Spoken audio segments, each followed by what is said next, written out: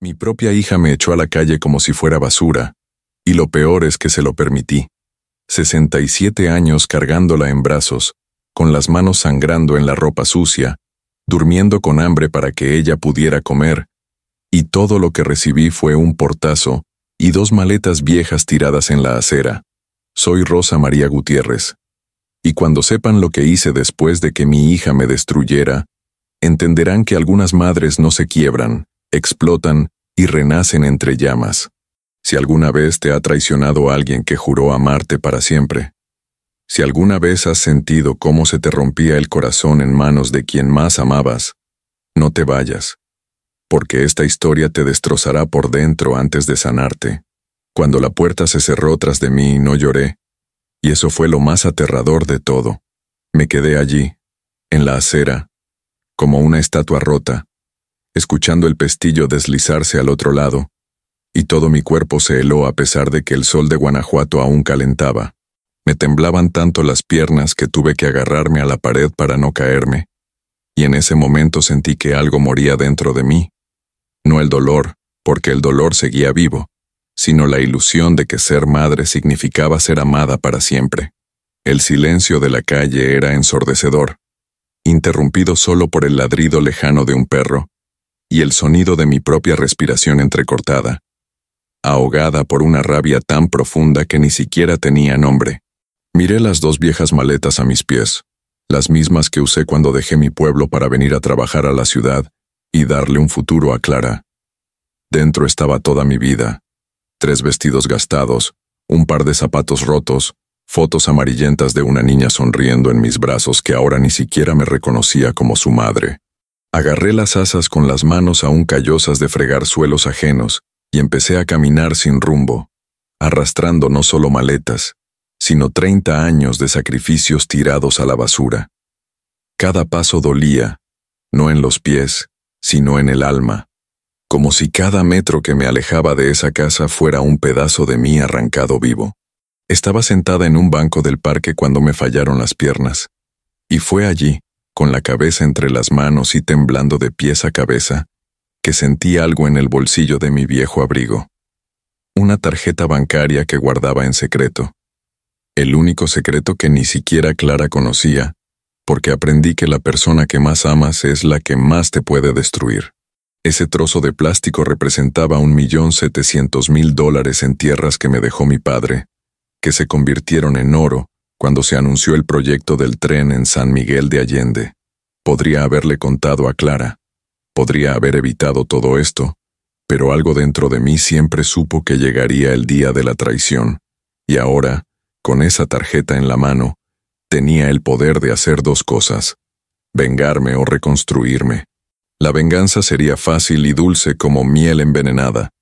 Aparecer al día siguiente con un coche nuevo, comprar la casa de al lado, demostrarle que había echado a una mujer rica y que ahora tendría que verme triunfar cada día.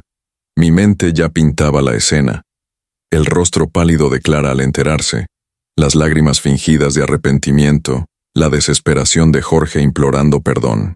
Pero cuando cerré los ojos y respiré hondo, el rostro que vi no era el de mi ingrata hija, sino el de todas las mujeres que había conocido a lo largo de mi vida, olvidadas, abandonadas, invisibles como yo me acababa de volver. Y en ese instante, algo dentro de mí no se rompió, sino que se transformó en algo más fuerte que la ira, en un propósito. Me levanté del banco, con las piernas aún temblorosas, pero con una certeza férrea que crecía en mi pecho como una planta brotando en tierra arrasada. Tomé mis maletas y comencé a caminar hacia el barrio de San Lorenzo, donde sabía que había un pequeño albergue que servía sopa a los olvidados de la ciudad.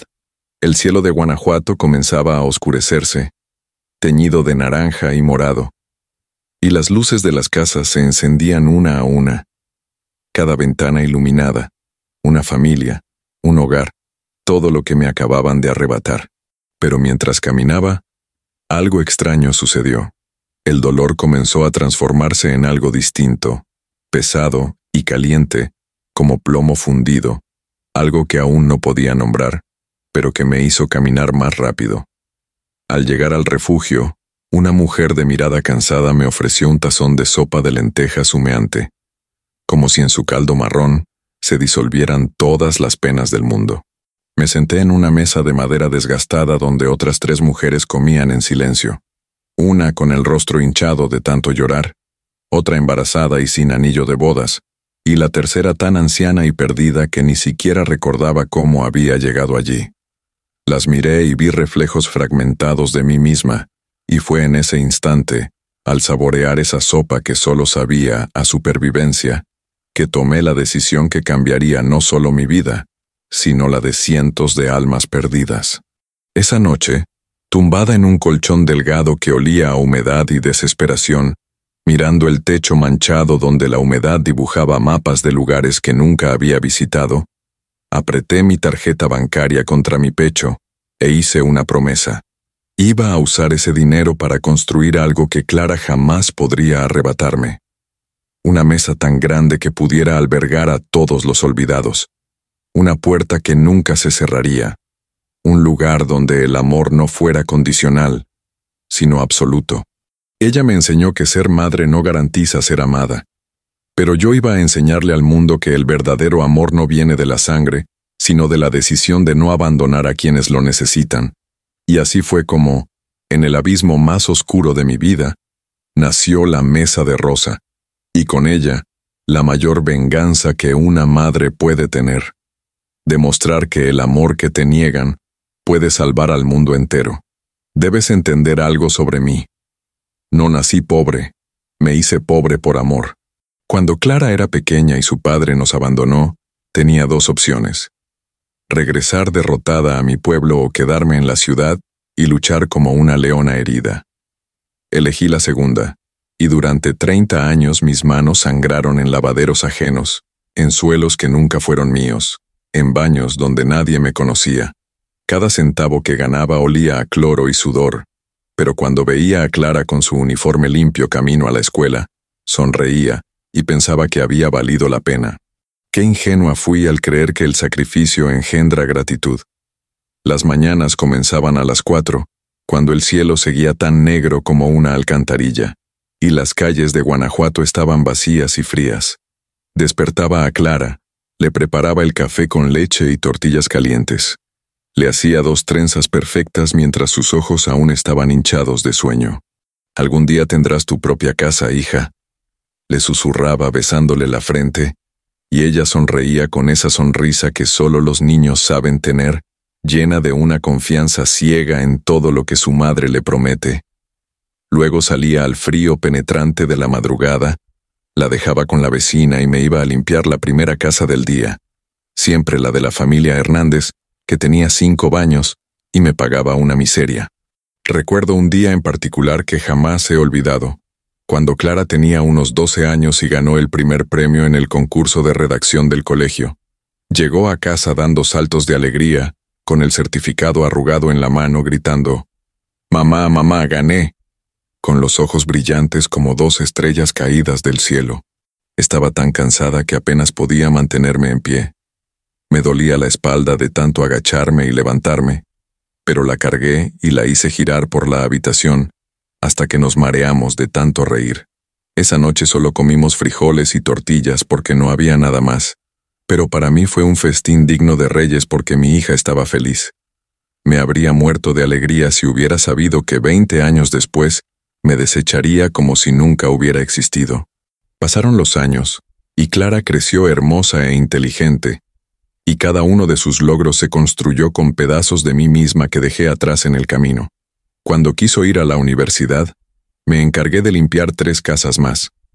Trabajaba desde las 4 de la mañana hasta las 10 de la noche, regresando a casa con las manos hinchadas y agrietadas, las rodillas magulladas de tanto fregar los pisos. Una vez me desmayé en el autobús del cansancio y desperté 3 paradas después, con la gente mirándome con lástima, pero yo solo pensaba: media hora más y estaré en casa viendo a mi Clara estudiar. Nunca preguntó cuánto le costó la universidad. Nunca quiso saber por qué llevaba los mismos zapatos gastados durante 5 años, y nunca se lo conté, porque así es el amor de una madre. Mueres en silencio para que tus hijos puedan vivir en paz. Cuando Clara se graduó en Administración de Empresas, lloré tanto en la ceremonia que empapé el pañuelo que había guardado para ese día tan especial. Estaba preciosa con su birrete negro y su diploma en la mano. Y cuando la llamaron, grité tan fuerte que todo el mundo me miró, pero no me importó. Esa victoria era tan mía como suya. Después de la fiesta, volví sola a nuestro pequeño apartamento. Me quité los zapatos que me lastimaban los pies callosos y me miré las manos maltratadas a la tenue luz de la cocina. Estaban viejas, llenas de manchas y cicatrices, con las uñas rotas y los dedos torcidos de tanto trabajar, pero en ese momento me parecieron las manos más bonitas del mundo, porque con ellas había construido el futuro de mi hija. Un año después, Clara conoció a Jorge Ramírez en una fiesta de graduación, y supe que la iba a perder antes incluso de que se diera cuenta. Era guapo y educado, de una familia de clase media que me miraba como si fuera un mueble viejo que desentonaba con la decoración nueva. En las reuniones familiares, me quedaba callada en un rincón, sirviendo la comida, lavando los platos, invisible como siempre, mientras los escuchaba planear un futuro en el que claramente no encajaba. Clara empezó a avergonzarse de mí. Lo notaba en la forma en que evitaba presentarme a sus amigos, en la prisa con la que tenía que sacarme de la habitación cuando alguien venía de visita. Pero me tragué el dolor y seguí sonriendo. Porque una madre no abandona a su hijo, aunque éste la haya abandonado a ella hace mucho tiempo. Cuando se casaron, me puse mi mejor vestido, aquel azul que había comprado en rebajas 5 años antes y guardado para ocasiones especiales. Me senté al fondo de la pequeña iglesia, sola en el duro banco de madera, viendo a mi Clara caminar hacia el altar vestida de blanco, como una nube inalcanzable.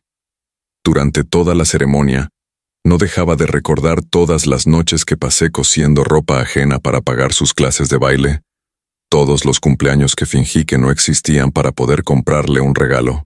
Y cuando el sacerdote preguntó si alguien se oponía a esa unión, mi corazón gritó: «Yo sí, se está olvidando de quién la crió». Pero me quedé callada porque eso es el amor maternal. Mueres de dolor en silencio mientras tu hija vive su cuento de hadas. Durante los 2 años siguientes viví con ellos, pero en realidad no vivía allí. Existía en los márgenes, como una sombra que toleraban con cada vez menos paciencia. Cocinaba, limpiaba, cuidaba la casa mientras ellos trabajaban y me quedaba callada en mi habitación cuando tenían visitas porque Clara decía que hablaba mal y la avergonzaba. Hasta que un día, sin previo aviso, Clara entró en mi habitación y arrojó 2 maletas viejas sobre la cama. «Tienes que irte, mamá. Vamos a tener un bebé y no tenemos espacio». Y así, con 2 frases cortantes y cortantes, 30 años de sacrificio se convirtieron en 2 maletas viejas sobre una cama. Recogí mis cosas en silencio, y cuando crucé la puerta ni siquiera me abrazó. Solo me dijo, «Cuídate», como si fuera una simple conocida, y no la mujer que había sangrado para poder respirar. Nadie lo sabía, ni siquiera Clara, que no era tan pobre como parecía, y esa fue mi salvación y mi arma silenciosa. Mi padre, un hombre sencillo, que trabajaba la tierra cerca de San Miguel de Allende, me dejó como única herencia un terreno árido y olvidado donde solo crecían piedras y desesperación. Durante años, ese pedazo de tierra fue una carga más en mi vida, un recordatorio de un pasado que había abandonado para darle un futuro a Clara. Pagaba los míseros impuestos cada año sin siquiera visitar el lugar, pensando que era una obligación inútil que cargaría hasta la muerte. Pero el destino tiene esas crueles ironías que transforman la basura en oro cuando menos te lo esperas. 2 meses antes de que Clara me echara, recibí una llamada de un hombre que hablaba demasiado rápido y usaba palabras complicadas que apenas entendía. Representaba a una constructora que estaba comprando terrenos en la región debido a un nuevo proyecto gubernamental. Un tren que conectaría las principales ciudades y aumentaría el valor de todo a su paso. Mi parcela olvidada, ese pedacito de nada que mi padre me dejó con tanto orgullo, de repente valía una fortuna que ni siquiera podía pronunciar bien. $1.700.000, señora Gutiérrez, dijo. Y tuve que sentarme en el suelo de la cocina porque me temblaban las piernas. En ese momento, sosteniendo el teléfono con mano temblorosa, comprendí que Dios tiene sentido del humor.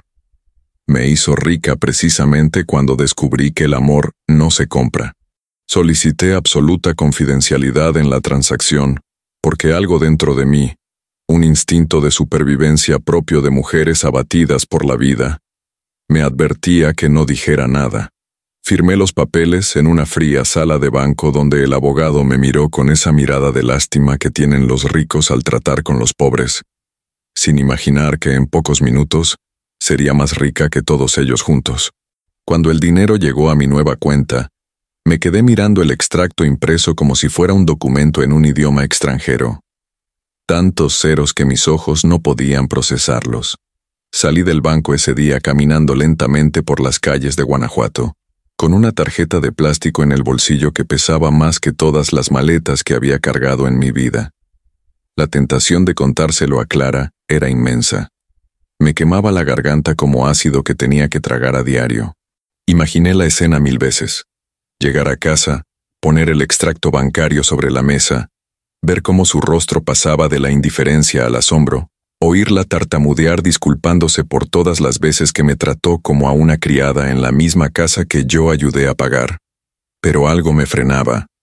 Quizá era el orgullo, quizá el miedo a descubrir que, incluso siendo rica, no me amarían, que el problema nunca fue el dinero, sino simplemente que ella no me quería.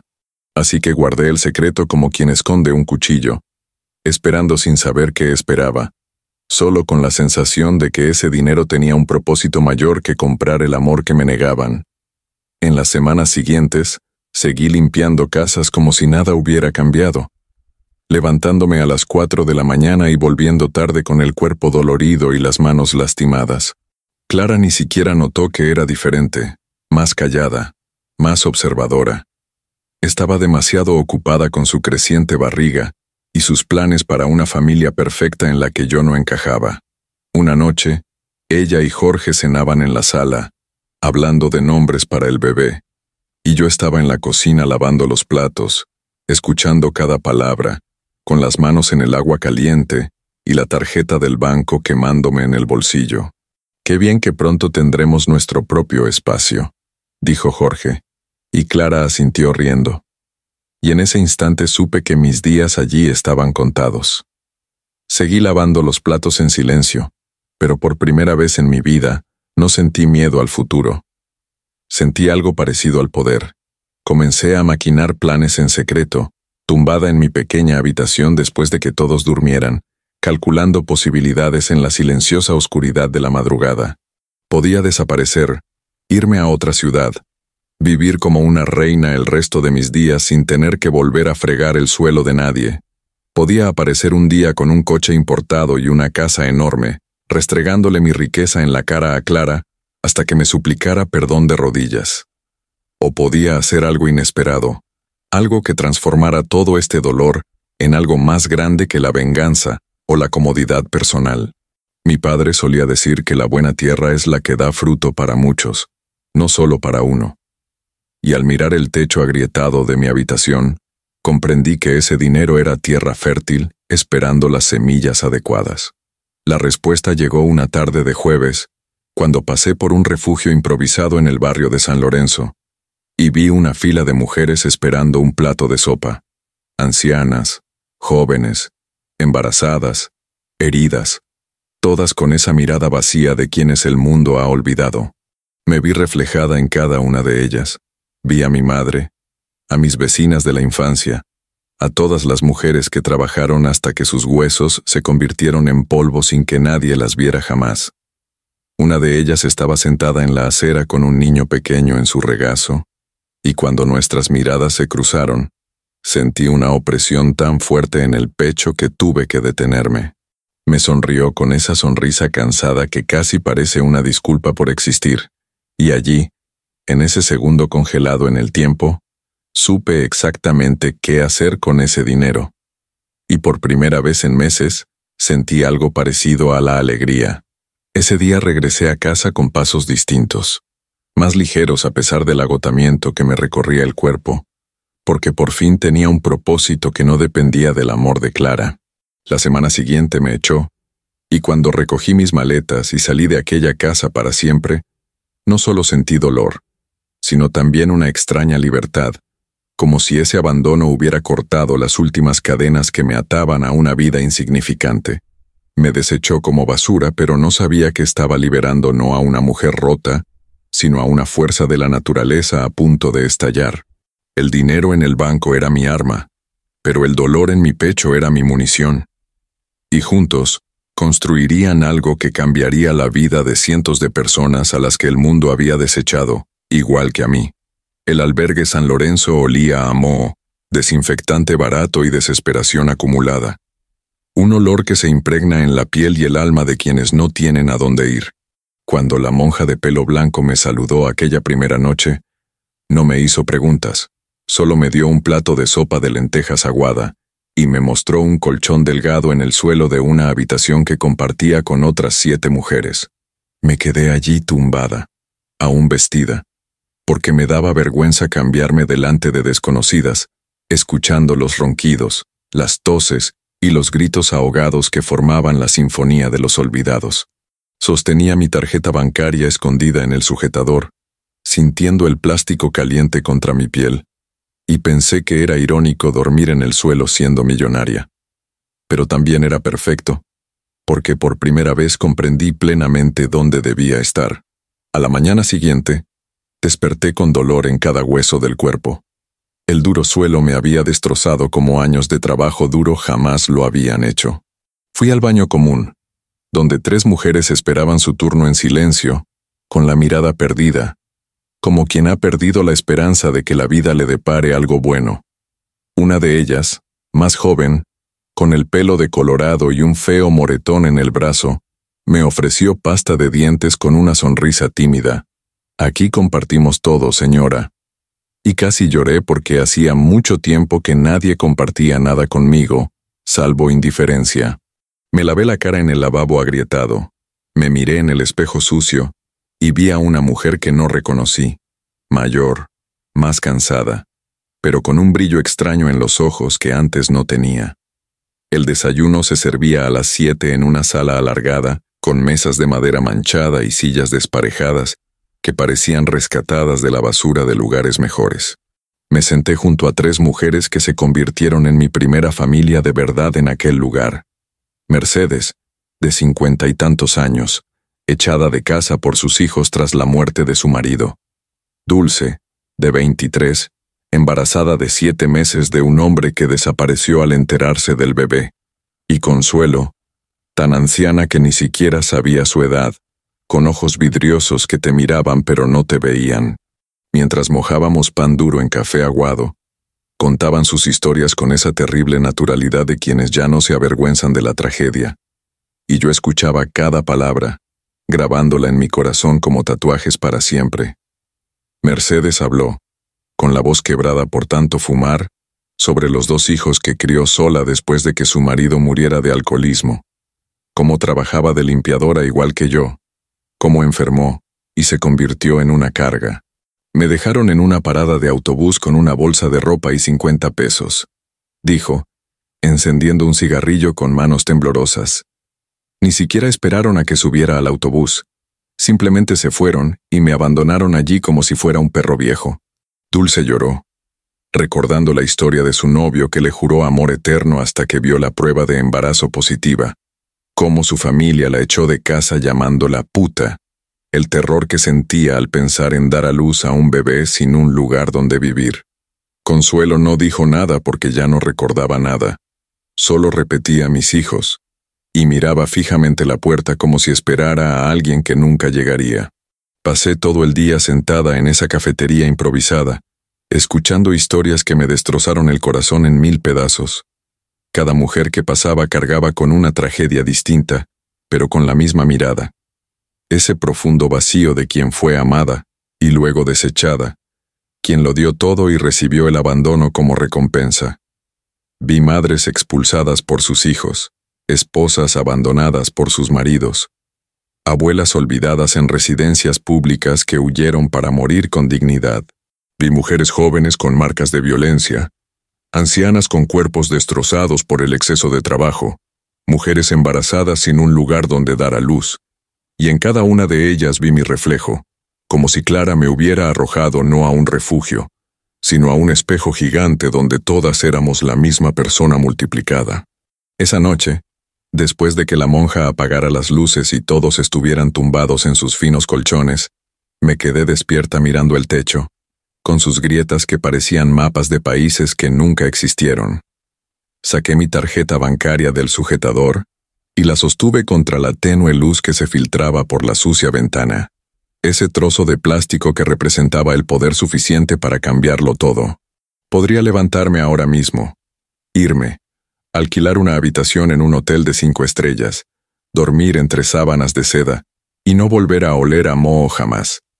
Pero al mirar a las mujeres que dormían a mi alrededor, Mercedes roncando estruendosamente, Dulce girándose de lado y acariciándose el vientre, Consuelo murmurando los nombres de los niños que no vendrían, supe que irme sería traicionar no solo a ellas, sino a cada versión de mí misma que había sido abandonada.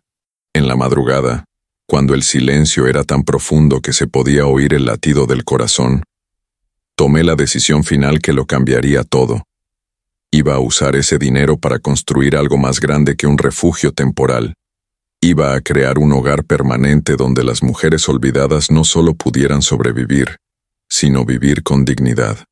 Un lugar con habitaciones de verdad, una cocina equipada, un jardín donde pudieran plantar y ver crecer las plantas como metáfora del renacimiento de sus vidas.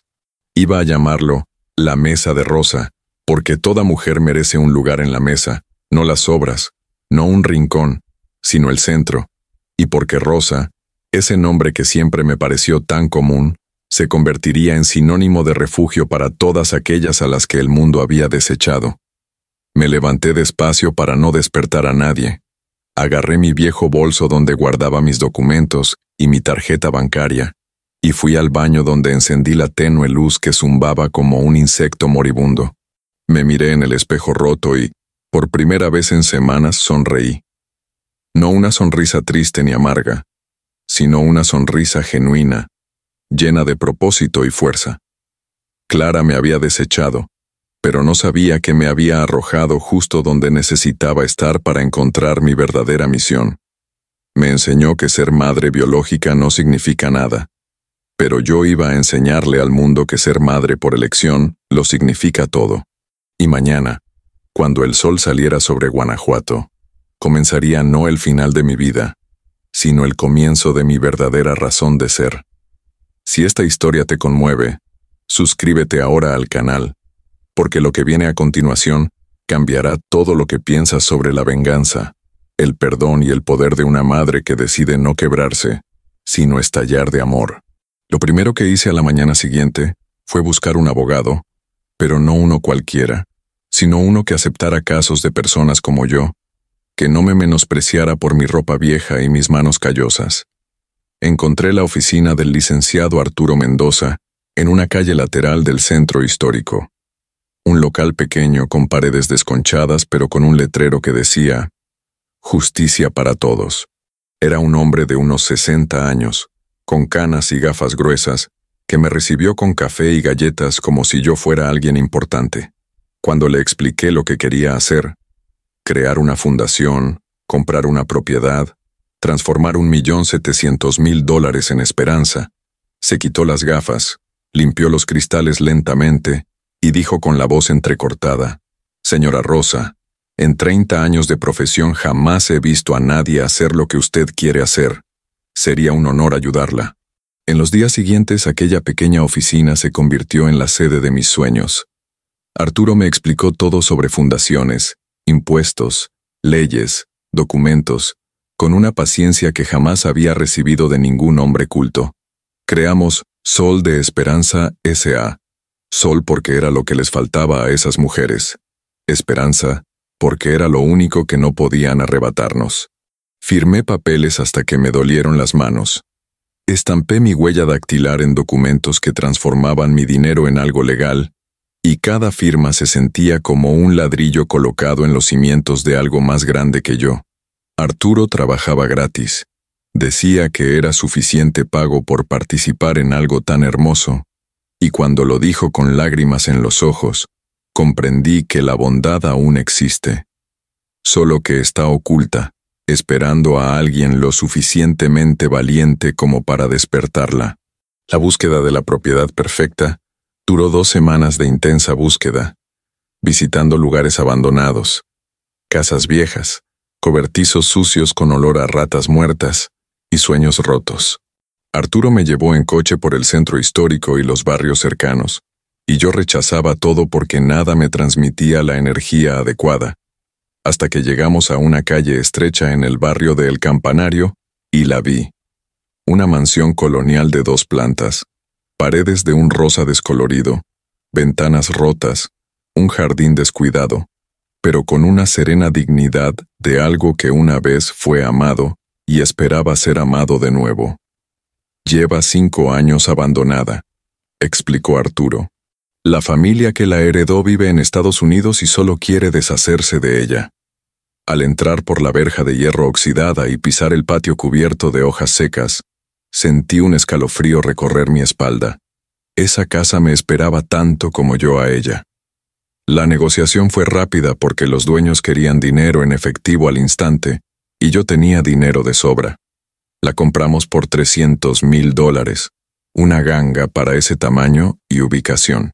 El día que firmé la escritura, me encontraba solo en medio de esa casa vacía y destartalada, escuchando el eco de mis pasos sobre las tablas de madera podridas, oliendo la humedad y el hedor del tiempo detenido.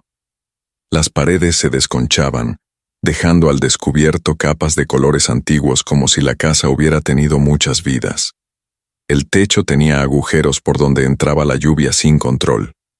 Los cristales de las ventanas estaban rotos, dejando que el viento circulara libremente. Pero cuando cerré los ojos y escuché en silencio, pude oír no lo que la casa era, sino lo que iba a ser. Risas, conversaciones, los pasos de mujeres que por fin habían encontrado un lugar que no las ahuyentaría. Contraté a un equipo de renovación, liderado por don Esteban, un viejo maestro constructor con fama de obrar milagros en construcciones imposibles. Miró la casa, se rascó la barba gris y dijo: «Esto va a requerir mucho trabajo y mucho dinero, señora». Cuando le dije cuánto dinero tenía que invertir, casi se cae de espaldas. Y la semana siguiente comenzó el proyecto más importante de mi vida.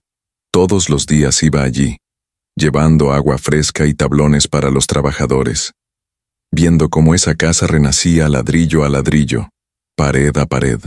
Don Esteban trabajaba con un cuidado que iba más allá del profesionalismo.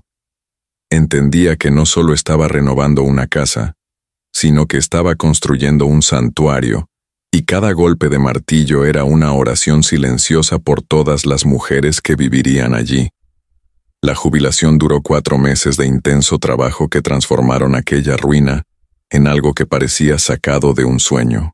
Las paredes se pintaron de amarillo claro porque el amarillo trae alegría. El techo se reconstruyó por completo con vigas de madera nuevas que olían a bosque. Instalamos 12 dormitorios amplios con camas de verdad, no colchones en el suelo, sino camas con colchones nuevos y sábanas limpias en las que probablemente ninguna de esas mujeres había dormido en años. La cocina se volvió enorme, con estufas industriales, refrigeradores grandes y una larga mesa de madera con capacidad para 20 personas. Limpiamos el jardín, plantamos flores, árboles frutales y un pequeño huerto donde cultivar hierbas y verduras. Y en la entrada, don Esteban instaló una placa de cerámica pintada a mano que decía: «La mesa de Rosa. Aquí todos tienen un lugar». El día de la inauguración, no organicé una gran fiesta ni llamé a la prensa.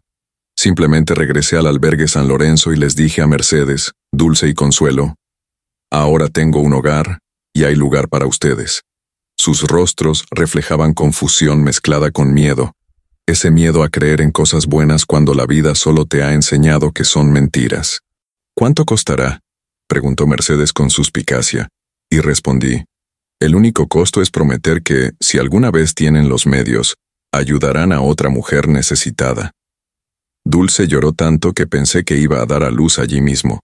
Consuelo solo esbozó esa sonrisa suya tan vaga, y Mercedes me abrazó tan fuerte que apenas podía respirar. Esa noche, Las tres se convirtieron en las primeras residentes de la Mesa de Rosa, y con ellas comenzó la revolución silenciosa que cambiaría Guanajuato para siempre. Establecí reglas sencillas pero firmes. Nadie pagaría nada, pero todos ayudarían según sus posibilidades, cocinando, limpiando, cuidando el jardín, ayudándose mutuamente. No era caridad, era comunidad. No eran huéspedes temporales, eran residentes permanentes hasta que decidieran marcharse. La única regla absoluta era el respeto. Respeto por sí mismas, por las demás, por el espacio compartido. Aquí nadie es mejor ni peor que nadie.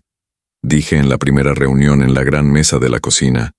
Aquí todas somos iguales, mujeres a las que el mundo ha olvidado, pero que no se han olvidado de sí mismas. Y cuando vi esos rostros mirándome con esperanza por primera vez en quién sabe cuánto tiempo, sentí que Clara, sin quererlo, me había dado el mayor regalo de mi vida. La libertad de amar sin límites y sin miedo a ser rechazada. La historia no ha hecho más que empezar. Suscríbete ahora y activa las notificaciones porque lo que sucede cuando Clara descubre la Mesa de Rosa te dejará sin palabras. Mientras yo construía un imperio de esperanza, Clara veía cómo su mundo perfecto se desmoronaba ladrillo a ladrillo, como un castillo de arena en la marea alta. 2 meses después de echarme, Jorge perdió su trabajo en la firma de contabilidad donde trabajaba. Dijeron que era por recortes de gastos, pero la verdad es que era demasiado mediocre y vago para ser indispensable. La bebé, una niña a la que llamaron Sofía, nació prematura y pasó 3 semanas en la UCI neonatal, acumulando facturas médicas que agotaron lo poco que les quedaba de ahorros. Me enteré de todo esto por Lucía, mi antigua vecina que aún mantenía contacto con Clara, y cada noticia de su desgracia me llegaba como ecos lejanos de una vida que ya no era mía. Oía, registraba, pero no sentía ni alegría ni tristeza, solo un extraño vacío donde antes había residido el amor de una madre. Jorge empezó a beber, la clase de bebida que bebe un perdedor. Cerveza en el desayuno, tequila en el almuerzo, cualquier cosa con alcohol por la noche. Clara llamaba a viejos amigos pidiéndoles dinero con excusas vergonzosas, vendía las joyas que había recibido en su boda, empeñaba los electrodomésticos que habían comprado a plazos y que aún estaban pagando. La casa de la que estaban tan orgullosos empezó a recibir avisos de desahucio. Les cortaron la luz y el agua, y el refrigerador estaba vacío salvo por la leche en polvo para el bebé que lloraba de cólicos todas las noches. Y en medio de este infierno doméstico, sé que Clara pensaba en mí, no con nostalgia ni arrepentimiento, sino con esa rabia cobarde de quien había expulsado a la única persona que podría haberla salvado y ahora pagaba el precio de su crueldad. Lucía me contó que Clara había llamado a mi antiguo teléfono decenas de veces, pero yo había cancelado el número y comprado una tarjeta SIM nueva que nadie reconocía. Dejaba mensajes de voz vacíos, solo un silencio sepulcral y la respiración de quien quiere hablar pero no sabe por dónde empezar. Podría haber contestado, podría haber corrido a salvarla como siempre, pero algo en mí había cambiado para siempre. No era odio, era algo peor. Indiferencia. Esa indiferencia que te hace mirar a alguien a quien amaste más que a tu propia vida, y no sentir absolutamente nada más que un vago recuerdo de cuando aún eras capaz de sufrir por él. Clara había matado a la madre que yo era, y en su lugar había nacido una mujer que amaba a cientos de desconocidos más que a su propia hija. Un día, 3 meses después de echarme, Clara despertó y Jorge se había ido. Se llevó los últimos 200 pesos que tenían escondidos bajo el colchón, las llaves del coche que el banco ya estaba embargando, y solo dejó una nota triste sobre la mesa de la cocina. No puedo más. Lo siento. 3 palabras que resumían la cobardía de un hombre que huye cuando el barco se hunde, dejando a su esposa e hija a su suerte. Clara sostenía esa nota con manos temblorosas que rasgaban el papel, y Sofía lloraba en su habitación, suplicando por la comida que no tenía. Y fue en ese momento, me contó Lucía llorando, que mi hija por fin entendió lo que significa estar completamente sola en el mundo, sin red de seguridad, sin nadie que te sostenga cuando caes. Las semanas siguientes fueron un rápido descenso al infierno de la pobreza extrema, esa que Clara siempre había visto en mí de lejos, pero que nunca había comprendido del todo. Vendió todo lo de valor, televisor, muebles, ropa de marca que solo se había puesto una vez, a precios ridículamente bajos a gente que sabe aprovecharse de la desesperación ajena.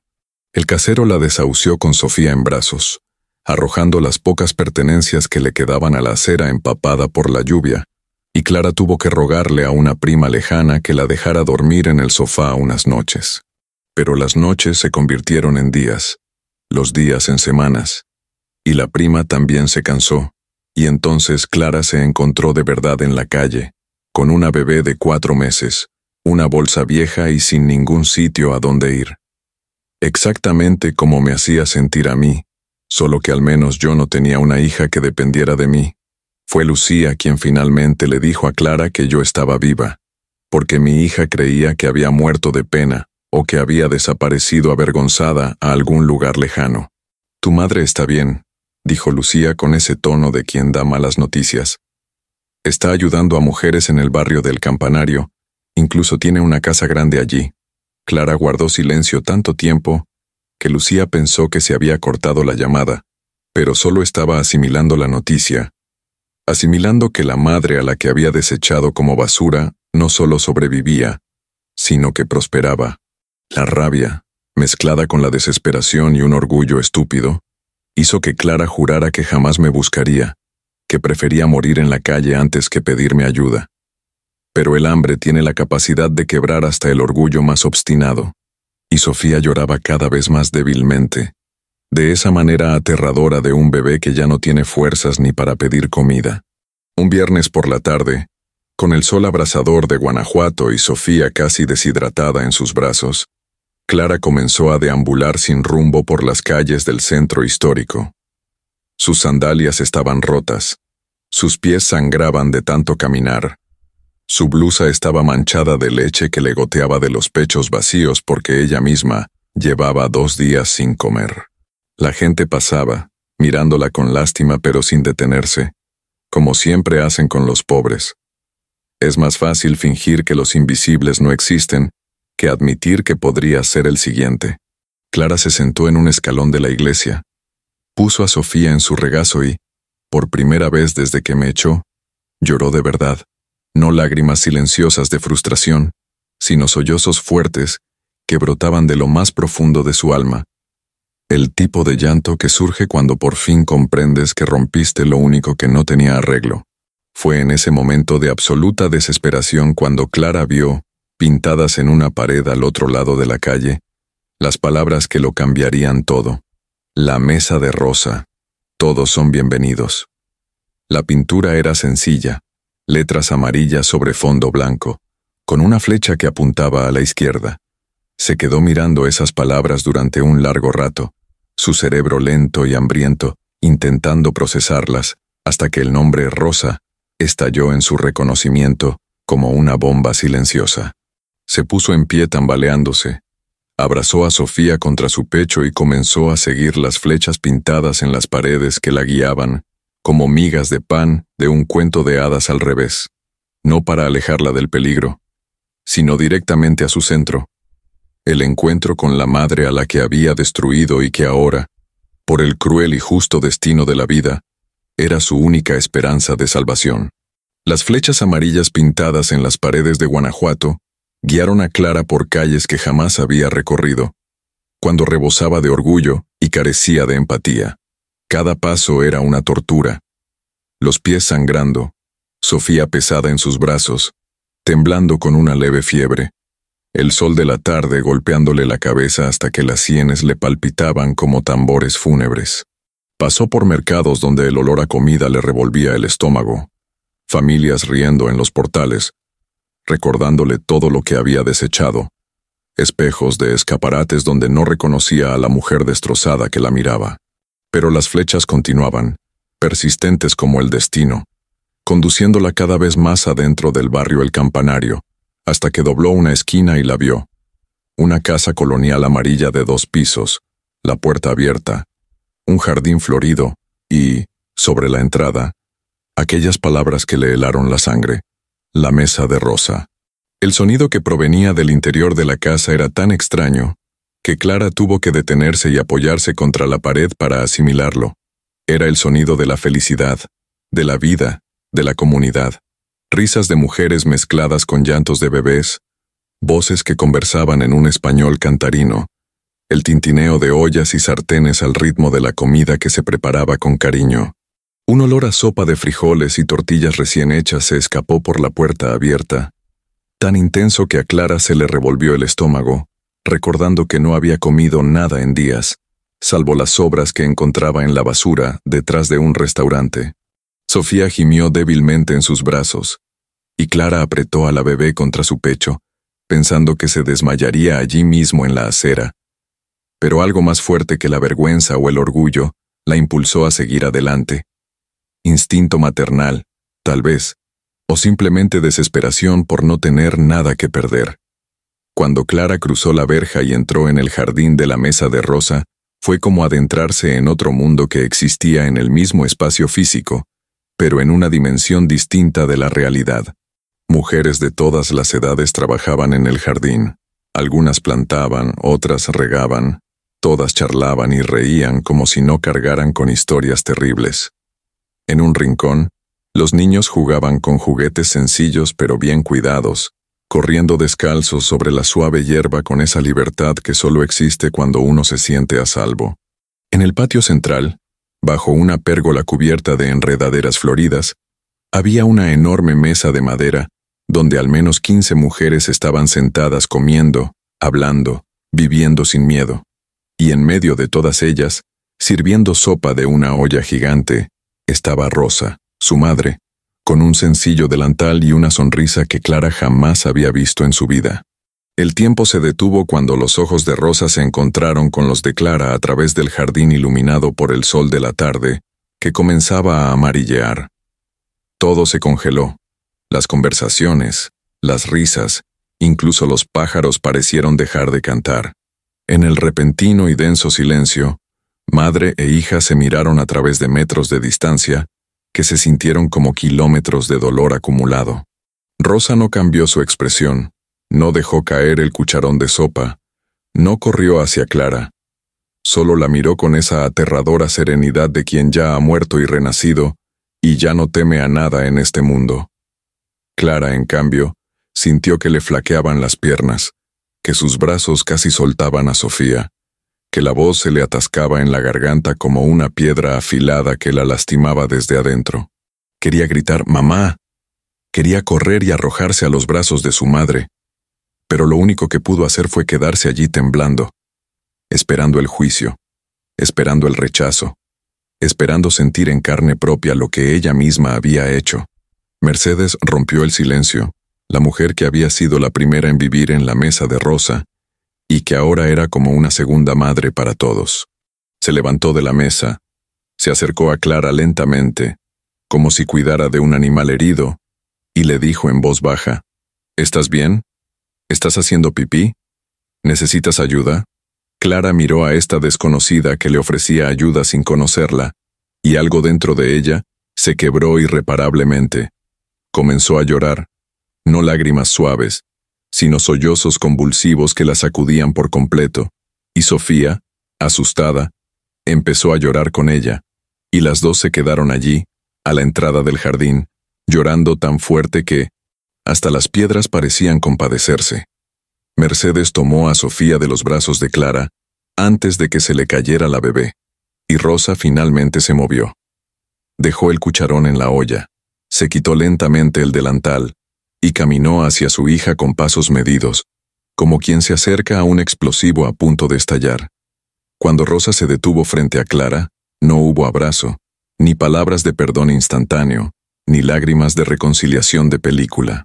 Rosa simplemente miró a su hija destrozada, quien meses antes la había echado de casa, y dijo con voz neutra, sin amor ni odio: «¿Tienes hambre? Hay sopa caliente en la cocina». Clara casi cayó de rodillas. Esperaba gritos, maldiciones, un portazo, cualquier cosa menos esa calma casi cruel en su indiferencia. «Mamá, yo…», empezó a decir, Pero Rosa levantó la mano, interrumpiéndola. Hoy no. Hoy solo come y descansa. Lo demás puede esperar.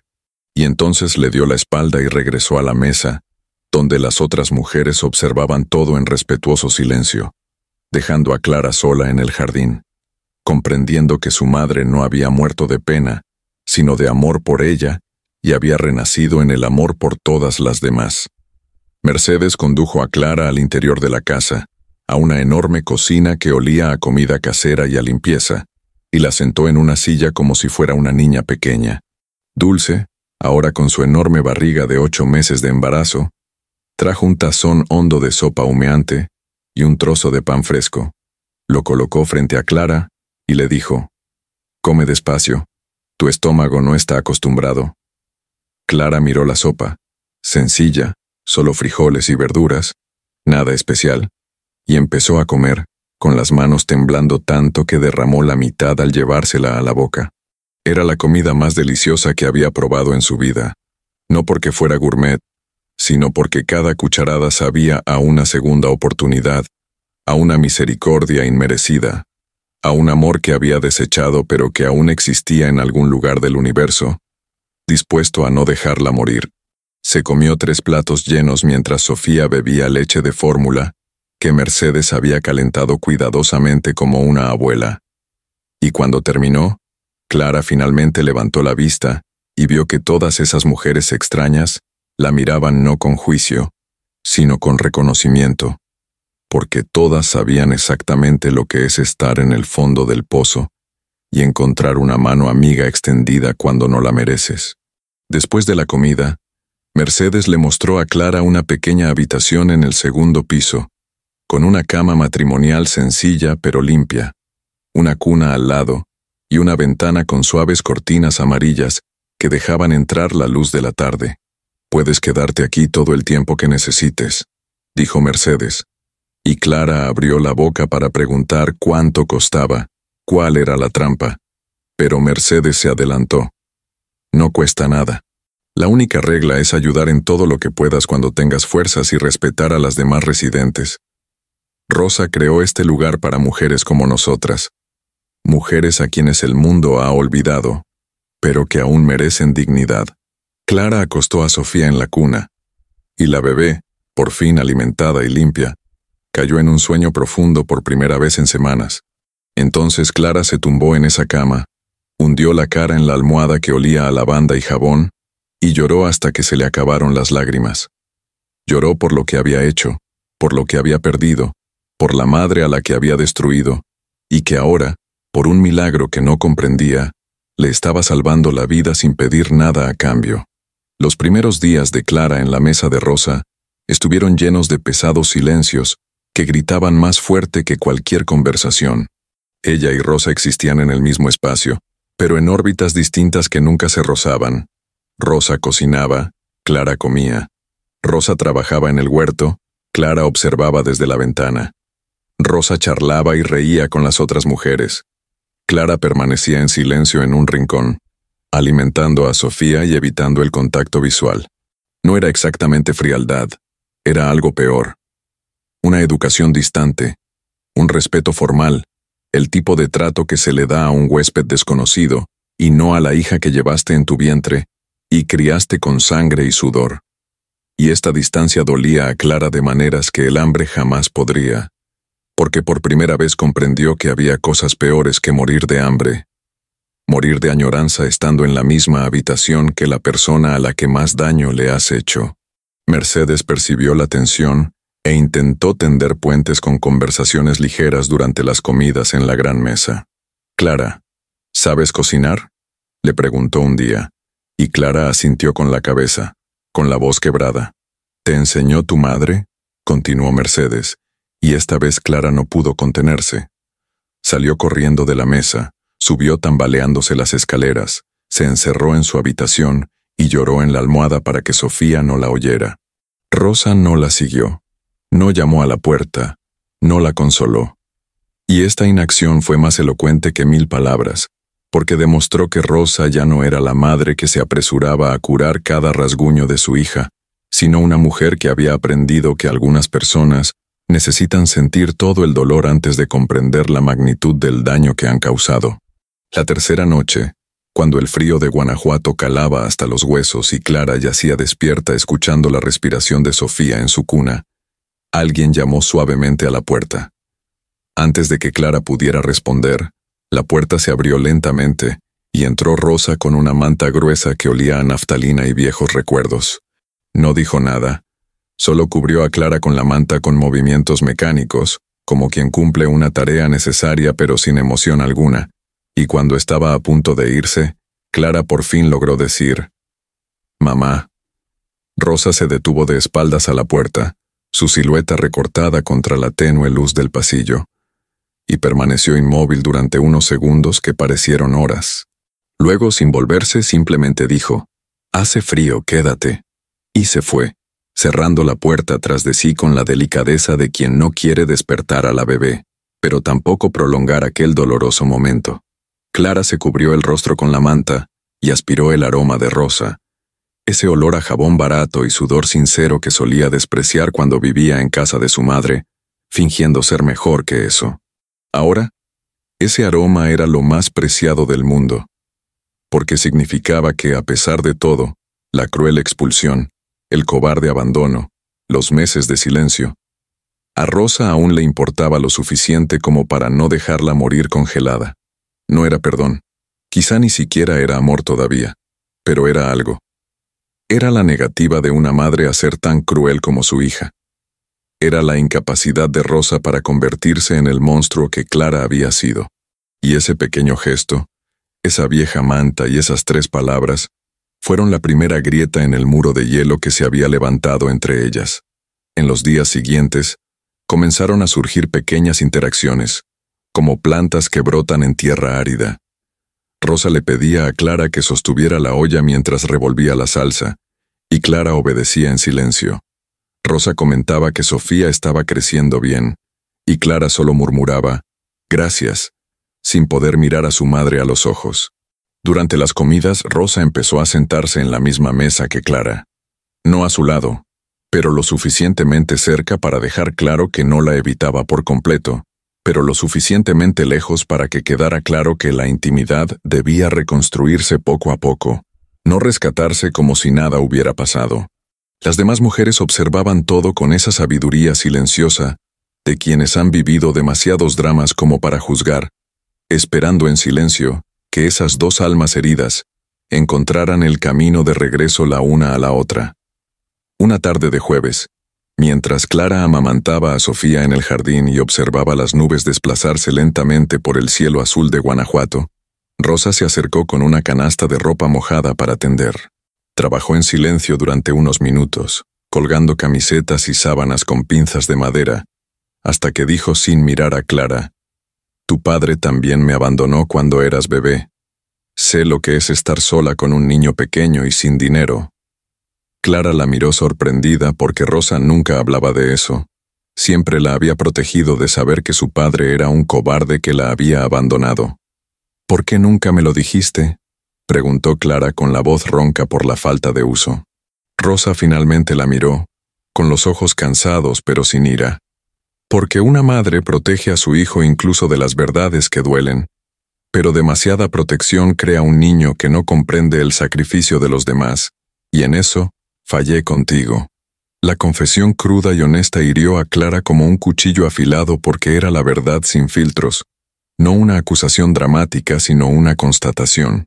Rosa admitía haber fallado como madre, pero Clara era responsable de haber fallado como hija. «Lo siento mucho, mamá», empezó a llorar Clara, con lágrimas que caían sobre el rostro de Sofía mientras la amamantaba, completamente desconcertada. «Lo siento mucho, yo». Rosa levantó la mano, interrumpiendo las disculpas. «No quiero disculpas ahora, Clara. Las disculpas son fáciles y baratas cuando ya lo has perdido todo. Quiero ver qué haces de ahora en adelante.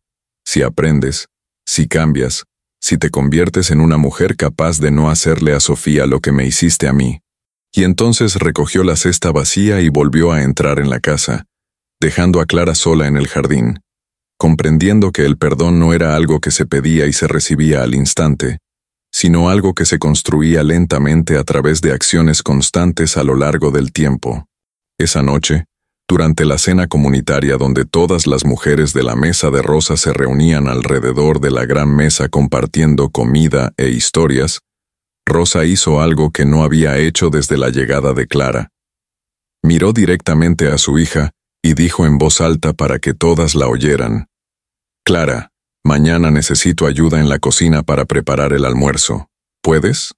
La sencilla pregunta conllevaba el peso de una reconciliación tentativa, una puerta entreabierta para ver si Clara sería capaz de entrar con humildad y gratitud o si desaprovecharía la oportunidad. Clara sintió las miradas de las demás mujeres, esperando una respuesta. Vio un silencioso aliento en los ojos de Mercedes. Vio un discreto apoyo en las cejas alzadas de Dulce. Y entonces, con voz firme por primera vez en meses, respondió: «Sí, mamá. Cuando quieras». Rosa asintió una sola vez, nada más, pero en ese pequeño gesto se encontraba el comienzo de algo que ambas habían creído imposible. No un regreso a lo que eran antes, sino la creación de algo nuevo construido sobre las ruinas de lo que había sido destruido. El reencuentro acaba de empezar. Suscríbete al canal ahora porque lo que sucede en la cocina de la mesa de Rosa te romperá y reconstruirá el corazón al mismo tiempo. A las 6 de la mañana, la cocina de la mesa de Rosa era un santuario de silencios significativos y los suaves sonidos de la preparación de la comida. Clara bajó con Sofía aún dormida en su cuna. Le recogió el pelo en una coleta baja y encontró a Rosa ya allí, con 3 delantales colgados en el gancho. Cogió uno sin preguntar y se lo puso, y por primera vez en meses, madre e hija estaban juntas, haciendo algo juntas. Rosa colocó 2 tablas de cortar sobre la encimera de madera, manchada por el uso. Vertió una montaña de cebollas entre ellas y dijo simplemente: «Vamos a hacer sopa de lentejas para 20 personas. Lleva mucha cebolla». Y entonces empezaron a picar en silencio. El único sonido era el rítmico choque de los cuchillos contra la madera y las lágrimas que corrían por sus ojos irritados. Lágrimas de cebolla mezcladas con otras lágrimas que ninguna de las dos admitiría haber derramado. Los primeros 15 minutos fueron de pura tensión, interrumpida solo por el sonido de los cuchillos. Clara picaba despacio, con torpeza, porque hacía años que no cocinaba de verdad, pues siempre tenía criadas, o comida preparada cuando tenía dinero. Rosa picaba con rapidez y precisión, manos expertas que habían cortado miles de cebollas en miles de cocinas ajenas. Cada movimiento eficiente y económico, propio de alguien que no podía permitirse el lujo de desperdiciar ni tiempo ni ingredientes. De vez en cuando, Clara miraba las manos de su madre, callas, manchadas, con cicatrices de quemaduras y cortes acumuladas durante décadas, y sentía una vergüenza que le quemaba más fuerte que la irritación de las cebollas en los ojos, porque esas manos arruinadas eran consecuencia directa de haberla criado, de haberlo dado todo para que Clara tuviera manos suaves y una vida fácil que ella había desperdiciado con tanta facilidad. Tras media hora de pesado silencio, Rosa por fin habló sin dejar de picar.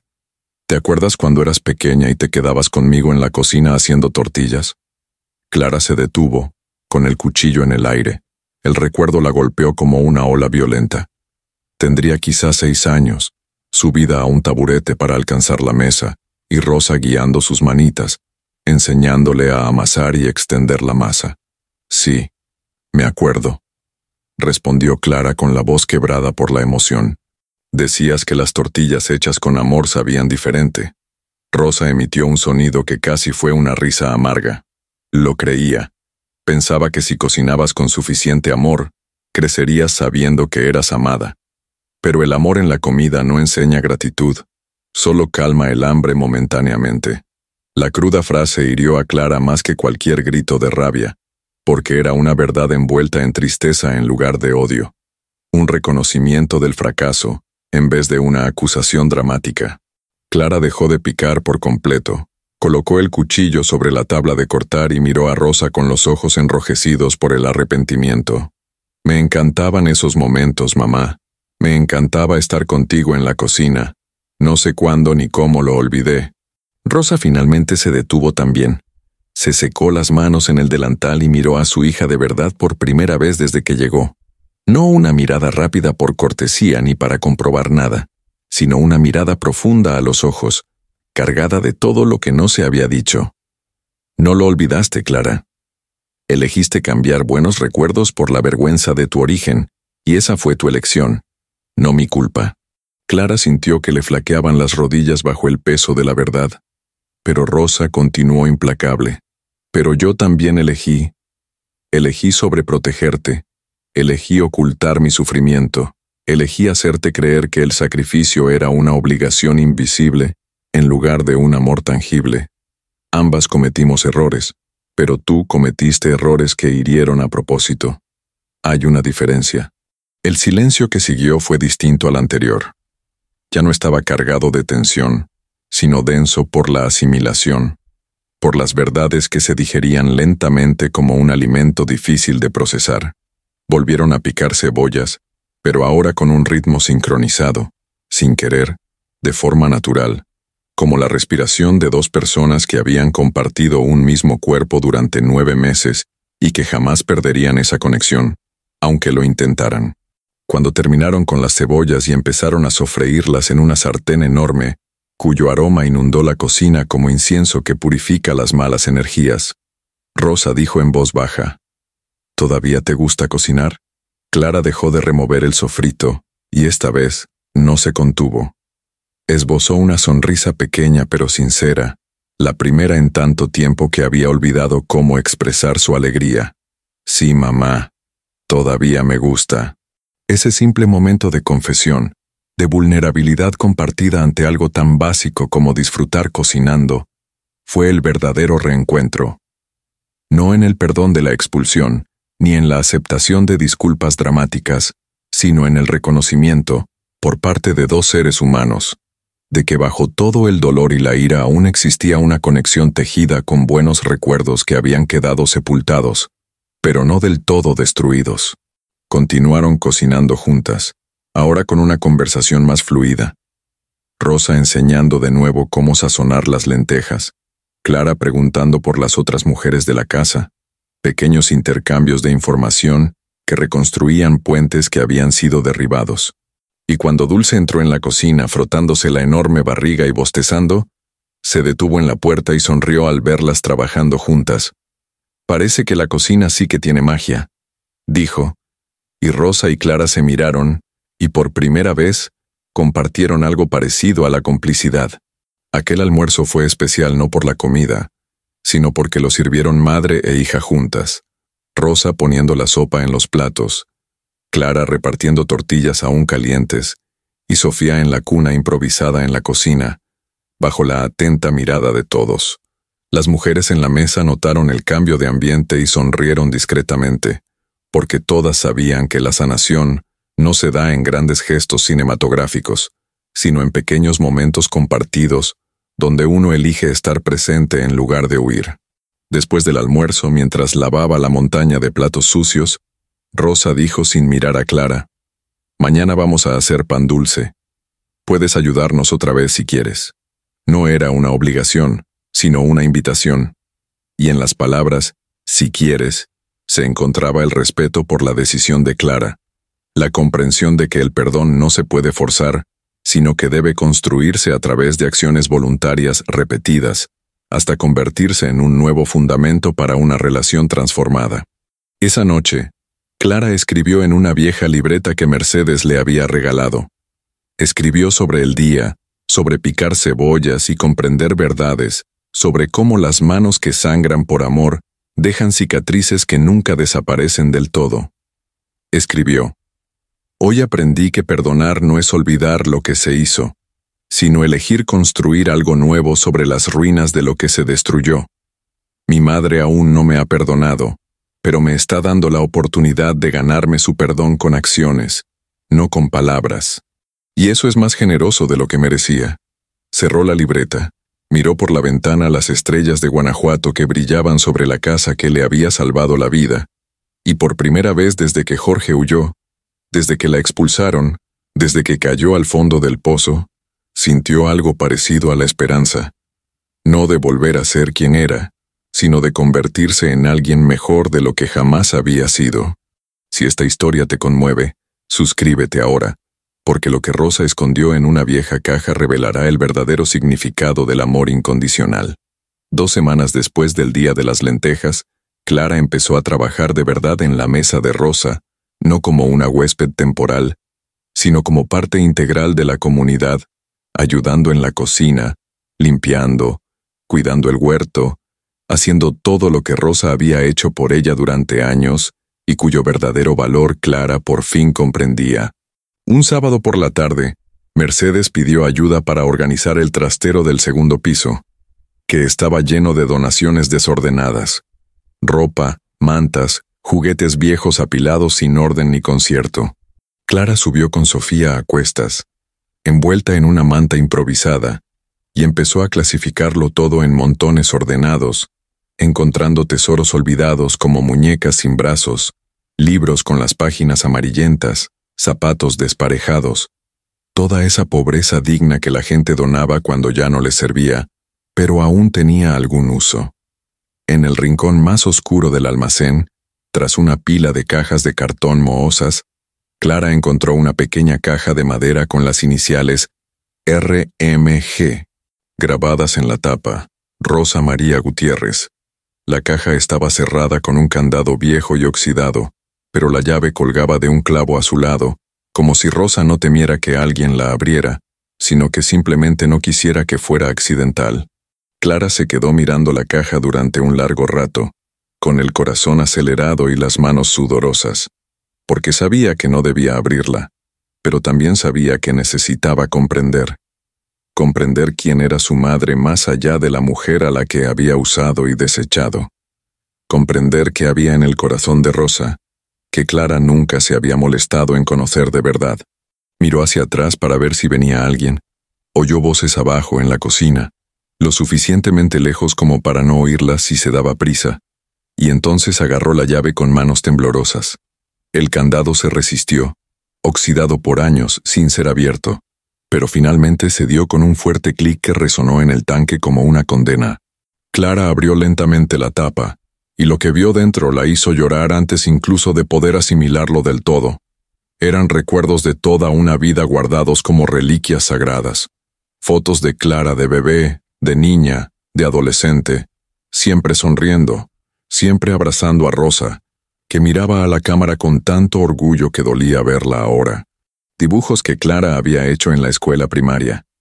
Boletines de notas con excelentes calificaciones que Rosa había guardado. Su invitación de boda ya arrugada de tanto abrirla y leerla. Una servilleta de la fiesta con un sencillo bordado. Y al fondo, un sobre amarillento con la letra temblorosa de Rosa. Para mi hija, si algún día regresa. Clara tomó el sobre con manos que temblaban tanto, que casi rasgó el frágil papel. Se sentó en el polvoriento suelo del almacén, con Sofía aún a la espalda, y abrió la carta que Rosa había escrito sin saber si alguna vez sería leída.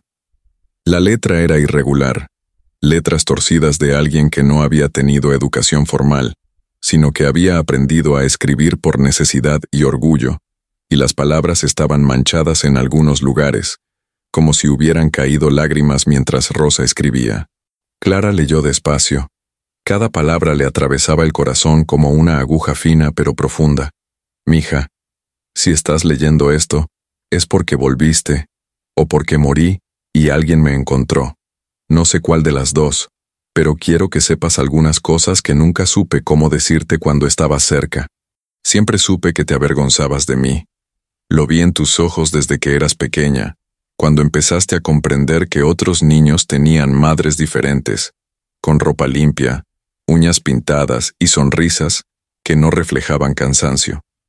Intenté ser mejor, intenté ocultar lo mucho que trabajaba, intenté fingir que no me moría de agotamiento para que no te sintieras culpable, pero ocultar el sacrificio te hizo pensar que todo era fácil, que el amor era una obligación invisible y no una decisión diaria de morir un poco para poder vivir mucho. Clara tuvo que dejar de leer porque las lágrimas le impedían ver. El papel se le mojaba en la mano mientras Sofía se movía inquieta detrás de ella, sintiendo la tensión de su madre. Él respiró hondo, intentando controlarse, y continuó. Cuando me echaste de tu casa, no me sorprendió. Me dolió más que nada en mi vida. Más que el abandono de tu padre. Más que trabajar hasta que me sangraran las manos. Más que todas las humillaciones que soporté para darte un futuro. Pero no me sorprendió porque no te enseñé que el amor no es una obligación, sino un regalo frágil que necesita cuidado. Te lo di todo, pero no te enseñé gratitud. Te protegí de todo, pero no te preparé para las tormentas. Te amé demasiado, pero no te mostré que el amor debe ser recíproco para que no se convierta en esclavitud y genere resentimiento. Las palabras hirieron a Clara como cristales afilados, porque eran verdades dichas con amor en lugar de ira, confesiones de una madre que comprendía sus propios fallos pero que tampoco excusaba los de su hija. Continuó leyendo con sollozos que le sacudían el cuerpo. Pero quiero que sepas una cosa, mi amor. Incluso con todo el dolor, incluso con toda la traición, nunca dejé de amarte. El amor de una madre no muere cuando su hijo la decepciona, se transforma, duele de otra manera, pero no muere. No sé si algún día podré perdonarte por completo, porque el perdón no es un interruptor que se enciende y se apaga, es un proceso de sanación lento que podría durar el resto de mi vida, o quizás nunca termine del todo. Pero sé que no te odiaré, porque el odio consume más al que odia que al odiado, y ya he sufrido demasiado por un amor no correspondido, como para permitir que el odio me consuma también. Clara lloraba tan fuerte que temía que alguien la oyera, pero no podía parar. Todo su cuerpo se estremecía de culpa, una culpa que por fin tenía nombre, forma y peso reales. La carta continuaba. Si regresaste porque necesitas ayuda, te ayudaré. No porque lo merezcas, sino porque no soy tú. No te trataré como a la reina a la que mimé de niña, pero tampoco te abandonaré como tú me abandonaste a mí. Te daré la oportunidad de demostrar que puedes cambiar, de ser una mejor madre para Sofía de lo que fuiste para mí. Esa es mi venganza, querida. No destruirte, sino darte la oportunidad de ser mejor y esperar que la aproveches. Y si no regresas, si esta carta nunca se lee, quiero que sepas que intenté amarte lo mejor que supe. Y si no fue suficiente, al menos fue real, completo y sin remordimientos por mi parte. La carta terminaba con una frase que destrozó por completo a Clara. El amor no siempre grita, a veces espera en silencio. Esperé en silencio toda mi vida a que me vieras de verdad. Ahora ya no espero más. Simplemente existo, ayudando a otras mujeres olvidadas como yo. Y si vuelves, tendrás que aprender a ver no solo a la madre que perdiste, sino a la mujer en la que me convertí después de que me destruyeras y renaciera de las cenizas. Con un amor que duele pero que aún existe, mamá. Clara, con manos temblorosas, volvió a meter la carta en el sobre, guardó todo en la caja de madera, cerró el candado y colgó la llave en el clavo. Se quedó allí sentada, en el polvoriento trastero, durante un tiempo indeterminado, quizás minutos u horas, simplemente abrazando a Sofía, que dormía boca arriba y llorando en silencio hasta que se le acabaron las lágrimas. Aquella carta era a la vez perdón y condena, amor y cruda verdad, la prueba definitiva de que Rosa siempre había sabido quién era Clara, pero aún así, había elegido amarla, y esa decisión de amar a alguien que no lo merecía era el mayor regalo y la mayor responsabilidad que Clara había recibido en su vida.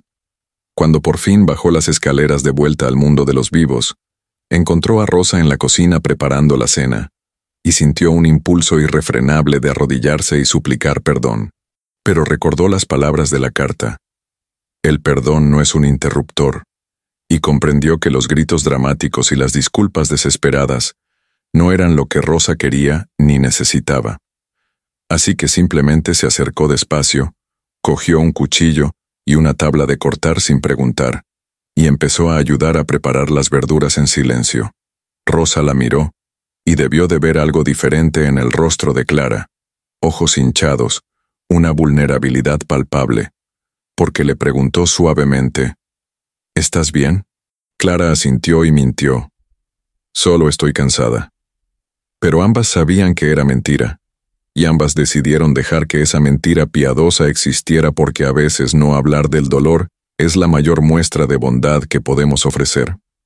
Esa noche, durante la cena comunitaria donde las 20 mujeres de la mesa de Rosa se reunieron alrededor de la larga mesa, compartiendo comida e historias del día, Clara observó a su madre servir la sopa con una ternura que nunca antes había comprendido.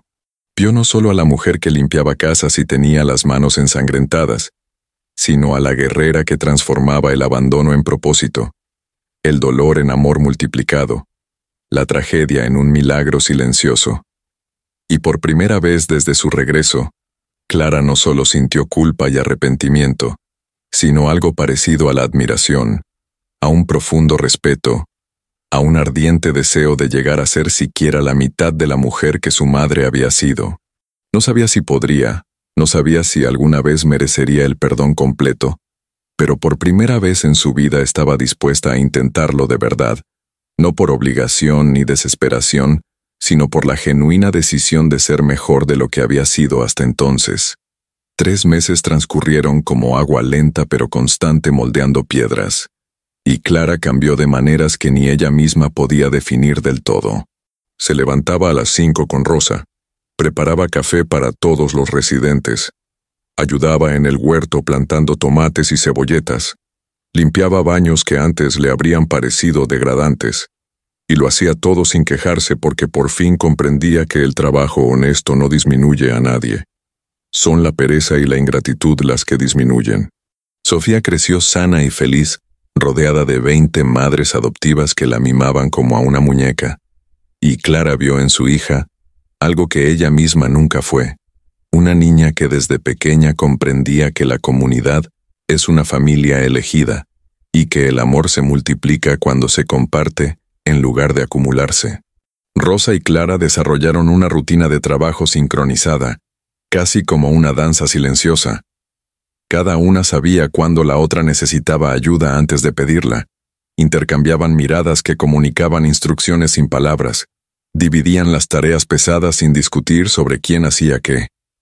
Ya no era una relación de madre que se sacrificaba y hija que recibía, sino una colaboración entre iguales trabajando por el mismo propósito. Las demás mujeres de la casa lo notaron y murmuraron que era hermoso presenciarlo.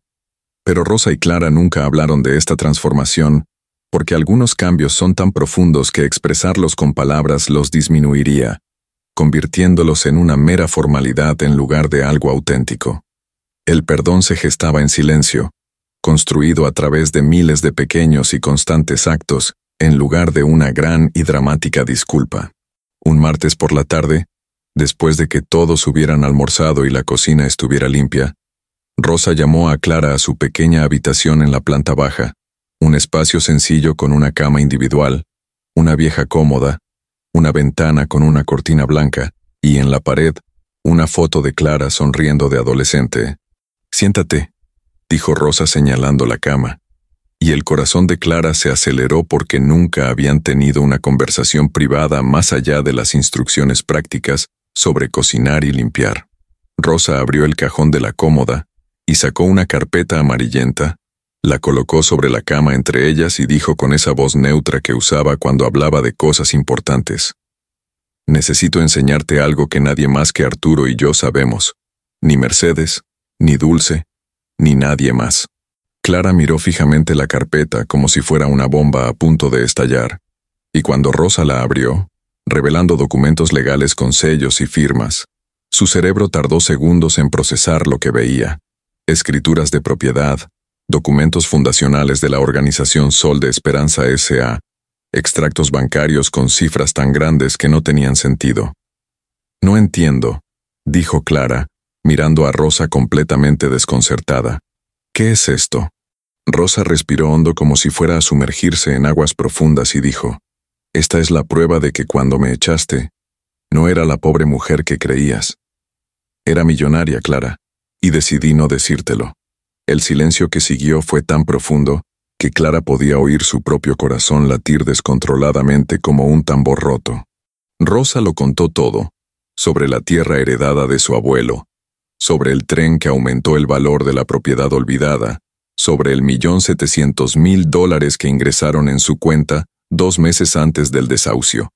Habló de la tentación de restregarle ese dinero en la cara a Clara, de la decisión consciente de no contarlo, de cómo utilizó el abandono como catalizador para crear algo mayor que una simple venganza. Y con cada palabra, Clara sintió que su mundo se transformaba por completo. La madre a la que había considerado patética y necesitada era en realidad una mujer más fuerte y rica de lo que jamás hubiera imaginado, y había elegido cuidarla de todos modos, sin exigir gratitud ni reconocimiento.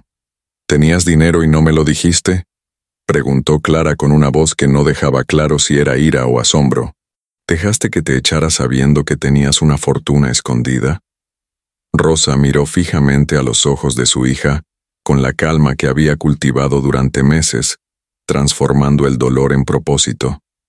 Sí, porque necesitaba saber si me querías por ser tu madre, o si solo tolerabas mi presencia por obligación. Y encontré la respuesta. Tonta, no me querías, me tolerabas. Y saber eso dolió, pero también me liberó de la ilusión que tenía de que el sacrificio genera amor. No es así. A lo sumo genera una deuda que con el tiempo se convierte en resentimiento. Clara sintió ganas de vomitar, de gritar, de defenderse, pero lo único que pudo hacer fue llorar, porque cada palabra era una verdad punzante que hería, y a la vez, sanaba. Rosa continuó sin descanso. Usé el dinero para crear la mesa de Rosa porque comprendí que mi propósito no era ser amada por ti, sino amar a las mujeres que el mundo desechó, igual que me desechó a mí. Cada una de estas 20 mujeres que viven aquí representa una versión distinta de mí, y salvarlas fue como salvarme a mí misma una y otra vez hasta sentirme completa. Sin querer, me enseñaste la lección más importante de mi vida, Clara. El amor que depende de la reciprocidad para existir no es amor verdadero, es una transacción comercial. El amor verdadero es la decisión de dar sin esperar nada a cambio, y finalmente aprendí a hacerlo, no contigo, sino con ellas. Sus palabras, crueles en su honestidad, también eran liberadoras, porque Rosa le demostraba a Clara que había sobrevivido, prosperado y encontrado la verdadera felicidad sin necesitar el amor de su hija. Y esta independencia era, a la vez, el mayor castigo y el mayor regalo que podía ofrecer. Pero ahora, continuó Rosa, con la voz finalmente suavizándose un poco, me estoy haciendo mayor, Clara. Tengo casi 70 años y mi cuerpo ya no aguanta como antes. Me duelen las rodillas, me palpita la espalda, me despierto cansada incluso después de dormir. Necesito que alguien continúe con la mesa de Rosa cuando yo ya no pueda, y quiero que seas tú. Clara levantó la cabeza tan rápido que se le rompió el cuello. ¿Yo? ¿Por qué yo? ¿Después de todo lo que he hecho? Rosa sonrió levemente con tristeza. Precisamente por todo lo que has hecho. Ahora entiendes lo que es tocar fondo, lo que es ser desechada, lo que es depender de la bondad de desconocidos. Has vivido en ambos lados, el del que abandona y el del que es abandonado. Eso te hace más preparada que nadie aquí para guiar a las mujeres rotas de vuelta a la vida. Rosa le entregó los documentos a Clara y le dijo, te otorgo la administración de la fundación. No la propiedad total todavía, pero sí la responsabilidad de gestionarlo todo. Si demuestras en los próximos años que has cambiado de verdad, que te has convertido en una mujer capaz de amar incondicionalmente sin esperar nada a cambio, entonces te transferiré oficialmente todo. Pero si fracasas, si vuelves a ser la misma de antes, se lo transferiré a Mercedes o a otra persona que lo merezca. Esa es mi oferta. No una herencia de sangre, sino la oportunidad de ganártela con constancia. Clara miró los papeles, luego a Rosa, y no vio lástima ni un amor maternal ciego e ingenuo, sino un respeto ganado con esfuerzo, fruto de meses de trabajo silencioso y un cambio genuino. Y en ese momento, comprendió que había recibido algo más valioso que un perdón fácil. Había recibido una oportunidad para la verdadera redención a través de un propósito superior a ella misma. No te volveré a fallar, mamá, dijo Clara, tomando los documentos con manos temblorosas pero firmes en su resolución. No te pido que me creas ahora. Sé que la confianza se reconstruye lentamente, pero te demostraré cada día, por el resto de mi vida, que puedo ser la mitad de la mujer que eres. Rosa no respondió con palabras, simplemente tomó la mano de Clara y la apretó una vez, con firmeza, y en ese apretón se contenía todo lo que no se podía decir. Un perdón parcial, una esperanza cautelosa, un amor que se había roto, pero que se estaba remendando con acciones en lugar de promesas vacías. Y cuando salieron juntas de la habitación, de vuelta al mundo donde 20 mujeres esperaban para cenar, Clara llevaba en brazos no solo a Sofía, sino también el peso y el honor de portar el legado de Rosa. Un legado que no se trataba de dinero, sino de transformar el dolor en un amor multiplicado que salva almas olvidadas por el mundo. Nos acercamos al final de este viaje devastador y hermoso.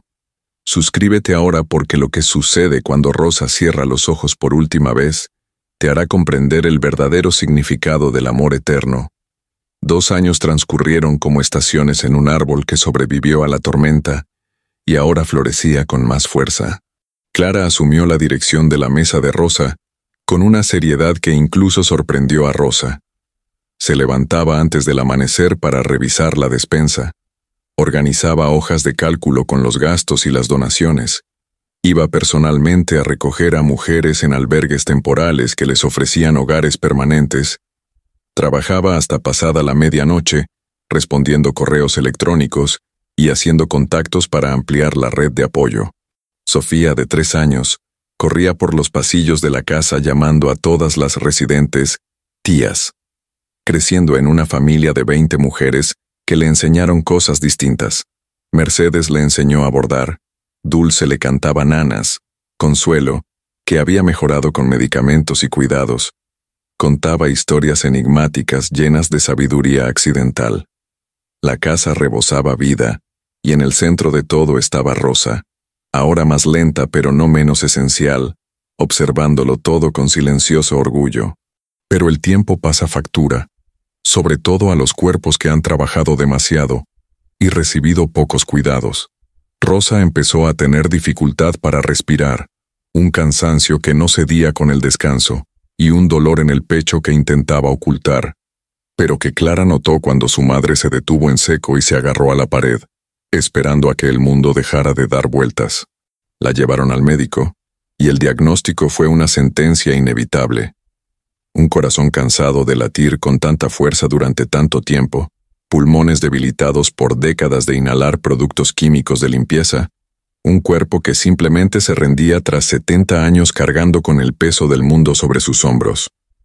¿Cuánto tiempo?, preguntó Clara con firmeza, aunque por dentro se estaba desmoronando. El médico evitó mirarla a los ojos. Quizás 6 meses, quizás 1 año si tiene suerte y descansa. Pero conociendo a la señora Rosa, sonrió con tristeza. No descansará hasta que colapse. Rosa recibió la noticia con la serenidad propia de quien ha aceptado la muerte. Todos morimos, cariño, le dijo a Clara de regreso del hospital. La diferencia es que algunos mueren habiendo vivido y otros simplemente existiendo. Yo viví. Quizá viví más en los últimos 3 años que en los 67 anteriores. Clara quiso gritar que no era justo, que Rosa merecía décadas de paz después de tanto sufrimiento, pero reprimió su egoísmo y simplemente tomó la mano de su madre en silencio durante el resto del camino de vuelta a la mesa de Rosa. Esa noche, cuando todos se durmieron, Clara lloró en el jardín bajo las estrellas por primera vez, permitiéndose sentir todo el dolor de su pérdida. No solo a su madre, sino a la mujer extraordinaria a la que había dedicado toda su vida a conocer. Los meses siguientes estuvieron llenos de una suave urgencia. Rosa trabajaba menos, pero siempre estaba presente, enseñándole a Clara los últimos secretos para administrar la casa, cómo manejar donaciones complicadas, qué proveedores eran confiables, cómo identificar a las mujeres que necesitaban ayuda psicológica además de un techo. Llamaron a Arturo para actualizar todos los documentos legales, transfiriendo la propiedad total de la mesa de Rosa a Clara, con una cláusula que estipulaba que, si alguna vez abandonaba la misión, La propiedad pasaría a Mercedes. Todavía no confío plenamente en ti, dijo Rosa con franqueza. Pero confío lo suficiente como para darte esta oportunidad, y la cláusula es una garantía de que no la desaprovecharás. Clara no se ofendió, porque entendía que la confianza rota nunca se recupera por completo, dejando siempre una cicatriz que le recuerda ser cautelosa, y estaba dispuesta a cargar con esa desconfianza parcial como un recordatorio constante para no volver a fallar. Un domingo de mayo, con Guanajuato rebosante de flores y un cielo de un azul imposible, Rosa despertó y dijo que quería dar una fiesta, no una despedida, sino una celebración de todo lo que la mesa de Rosa se había convertido. Invitaron a todas las mujeres que habían pasado por la casa y logrado reconstruir sus vidas, 43 en total, prepararon comida digna de un ejército y adornaron el jardín con flores y coloridas banderas. La fiesta fue ruidosa y alegre, llena de historias de superación y expresiones de gratitud que hicieron reír y llorar a todos a la vez. Rosa se sentó a la cabecera de la larga mesa que había sido testigo de tantas comidas y transformaciones, y miró a todas esas mujeres que habían llegado rotas y ahora estaban enteras, o al menos lo suficientemente recuperadas para seguir adelante, y sus ojos brillaron con lágrimas que eran más de alegría que de tristeza. Al final de la fiesta, cuando el sol comenzó a ponerse tiñendo el cielo de naranja y púrpura, Rosa pidió silencio y se quedó de pie apoyada en la mesa porque sus piernas ya no la sostenían.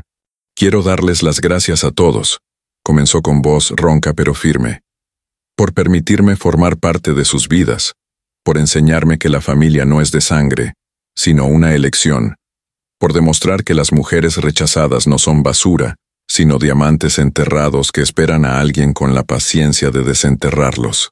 Cada uno de ustedes lleva un pedazo de mi corazón, y cuando me vaya, lo cual no tardará mucho, quiero que sepan que muero plena y feliz. Viví mucho, amé mucho, salvé a muchos y muchos también me salvaron. Y mi hija Clara se volvió hacia ella con los ojos llenos de todo aquello que las palabras no podían expresar. Ella continuará con todo eso. Ahora entiende lo que a mí me costó toda una vida aprender, que el amor verdadero no pide nada a cambio, solo se multiplica cuando se da libremente. Confío en ella no porque sea perfecta, sino porque es humana y ha aprendido de sus errores como pocos pueden. Clara no pudo contenerse y lloró abiertamente, y pronto todas las mujeres también lloraban. Ese llanto colectivo de gratitud y dolor mezclado que surge cuando una comunidad siente la inminente pérdida de la matriarca que las unía. Rosa bajó lentamente de la cabecera, se acercó a Clara y la abrazó por primera vez desde el día de la expulsión, 3 años atrás. Un abrazo real, fuerte y largo que expresó todo lo que las palabras jamás podrían. «Lo lograste, Rosa», le susurró Rosa al oído a Clara. «Lograste convertirte en una mejor persona. Estoy orgullosa, y por primera vez en años, lo digo sin reservas». Y en ese momento, todos los años de dolor, trabajo y reconstrucción valieron la pena, porque Clara finalmente recuperó algo que creía haber perdido para siempre: el orgullo genuino de su propia madre. 2 meses después, en una tranquila mañana de julio, Rosa no despertó. Mercedes fue a llevarle el café, como cada mañana, y la encontró tendida en paz, con las manos cruzadas sobre el pecho, el rostro sereno como el de una santa en una vidriera. Había fallecido mientras dormía, sin dolor ni miedo, simplemente deslizándose suavemente de una forma de existencia a otra. Llamaron a Clara, y cuando entró en la habitación y vio a su madre allí, no gritó ni se derrumbó. Simplemente se arrodilló junto a la cama, tomó esas manos callosas que tanto habían trabajado y sacrificado, y besó cada cicatriz, agradeciéndole en silencio cada sacrificio que antes no había comprendido. «Gracias por no rendirte conmigo, incluso cuando me lo merecía», susurró. «Gracias por enseñarme que el verdadero amor no se rinde, simplemente se transforma. Honraré tu memoria siendo la mitad de la mujer que fuiste, y eso ya será más de lo que he sido hasta ahora». El funeral fue multitudinario. cientos de personas a las que Rosa había marcado a lo largo de los años, mujeres a las que ayudó, vecinos a los que dio de comer, incluso algunos de sus antiguos jefes cuyas casas limpió, aparecieron avergonzados, reconociendo demasiado tarde la grandeza de la mujer que fregaba sus suelos. Clara leyó la carta que había encontrado en la caja de madera 3 años antes. Cada palabra resonaba en la iglesia abarrotada, y cuando terminó, no había un solo ojo seco porque todos comprendían que estaban enterrando no solo a una mujer, sino un tipo de amor que rara vez existe en el mundo, un amor incondicional, sin esperar nada a cambio, sin límites más allá de la capacidad física de un cuerpo humano mortal. Enterraron a Rosa en el cementerio de Guanajuato, desde donde se divisaba toda la ciudad, y Clara plantó rosas rojas alrededor de la tumba, porque una madre que ama sin límites merece flores que nunca dejen de florecer. 3 años después de la muerte de Rosa, la mesa de Rosa se había multiplicado. Ahora eran 3 casas en distintos barrios de Guanajuato, que albergaban a 60 mujeres y 42 niños. Clara, de 35 años, y Sofía, de 6, dedicaron su vida entera a expandir el legado de su madre con una devoción casi religiosa. Se levantaba cada día a las 5 de la mañana. Visitaba las 3 casas para asegurarse de que todo funcionara correctamente. Atendía a las mujeres que llegaban destrozadas y buscando refugio, y recaudaba fondos hablando con empresarios y políticos a quienes antes le habrían intimidado. Se había convertido en una líder respetada no por ser hija de Rosa, sino porque había demostrado con innumerables acciones que había cambiado de verdad, que comprendía el dolor del abandono porque lo había vivido en ambos lados, que no juzgaba porque ella misma había sido monstruo y víctima en diferentes momentos. Entonces, Mercedes, con casi 70 años, aún vivía en la casa original y era considerada la matriarca no oficial. Ella recibía a las nuevas mujeres con fuertes abrazos y sopa caliente. Resolvía los conflictos con la sabiduría de quien lo había superado todo. Les contaba historias de Rosa a las nuevas residentes que, aunque nunca la habían conocido personalmente, sentían su presencia en cada rincón de aquella casa amarilla. Dulce se había casado con un amable carpintero, al que conoció cuando vino a reparar ventanas, y ahora vivía en su propia casita, pero regresaba cada semana para ayudar en la cocina de la mesa de Rosa porque, como decía, «Este lugar me salvó la vida. Debo volver siempre que pueda». Consuelo había fallecido en paz mientras dormía 2 años antes, rodeada de amor, y su nombre estaba grabado en una placa en la entrada junto con el de Rosa, como fundadoras espirituales del refugio. Clara instauró la tradición de celebrar una cena especial cada viernes por la noche, donde todos los residentes de las 3 casas se reunían en la mesa original para comer juntos. La mesa se había ampliado 3 veces, pero aún así, insistían en acomodar a todos, porque lo que importaba no era la comodidad, sino la cercanía, un recordatorio constante de que nadie comía solo mientras existiera la mesa de Rosa. Esas noches, después de la cena y antes de que se fueran, Clara siempre contaba una historia sobre Rosa, no una versión idealizada de una santa perfecta, sino la verdad completa, incluyendo la expulsión que Clara provocó, la transformación que siguió, la lenta y dolorosa redención que tardó años en completarse. «Mi madre no era perfecta», decía Clara, mirando los rostros atentos iluminados por las velas en la larga mesa. «Era humana, cometía errores, tenía limitaciones, pero cada día elegía transformar el dolor en amor. Y esa elección diaria es lo que la hizo extraordinaria, no una perfección imposible». Un día, Clara recibió una carta de Jorge, el cobarde exmarido que había huido años atrás, dejándola a ella y a Sofía en la miseria. Estaba enfermo, solo y pedía ayuda. El primer impulso de Clara fue tirar la carta a la basura y olvidarse de él. Pero entonces miró la foto de Rosa que guardaba en su escritorio. Recordó todo lo que su madre le había enseñado sobre el perdón como una elección para no cargar con el peso del odio. Y respiró hondo. No fue a buscar a Jorge ni lo recibió con los brazos abiertos, pero pagó su tratamiento médico en un hospital público y le enviaba cestas de comida mensuales a través de una organización benéfica para que no pasara hambre. No hago esto por él, le explicó a Mercedes, quien cuestionó la decisión. Lo hago por mí misma, porque guardar rencor a Jorge sería traicionar todo lo que he aprendido. Él no merece mi perdón, pero yo merezco la paz de no odiarlo. Sofía creció hermosa y consciente, ayudando en casa desde pequeña no por obligación, sino porque presenciaba a diario el significado de la comunidad.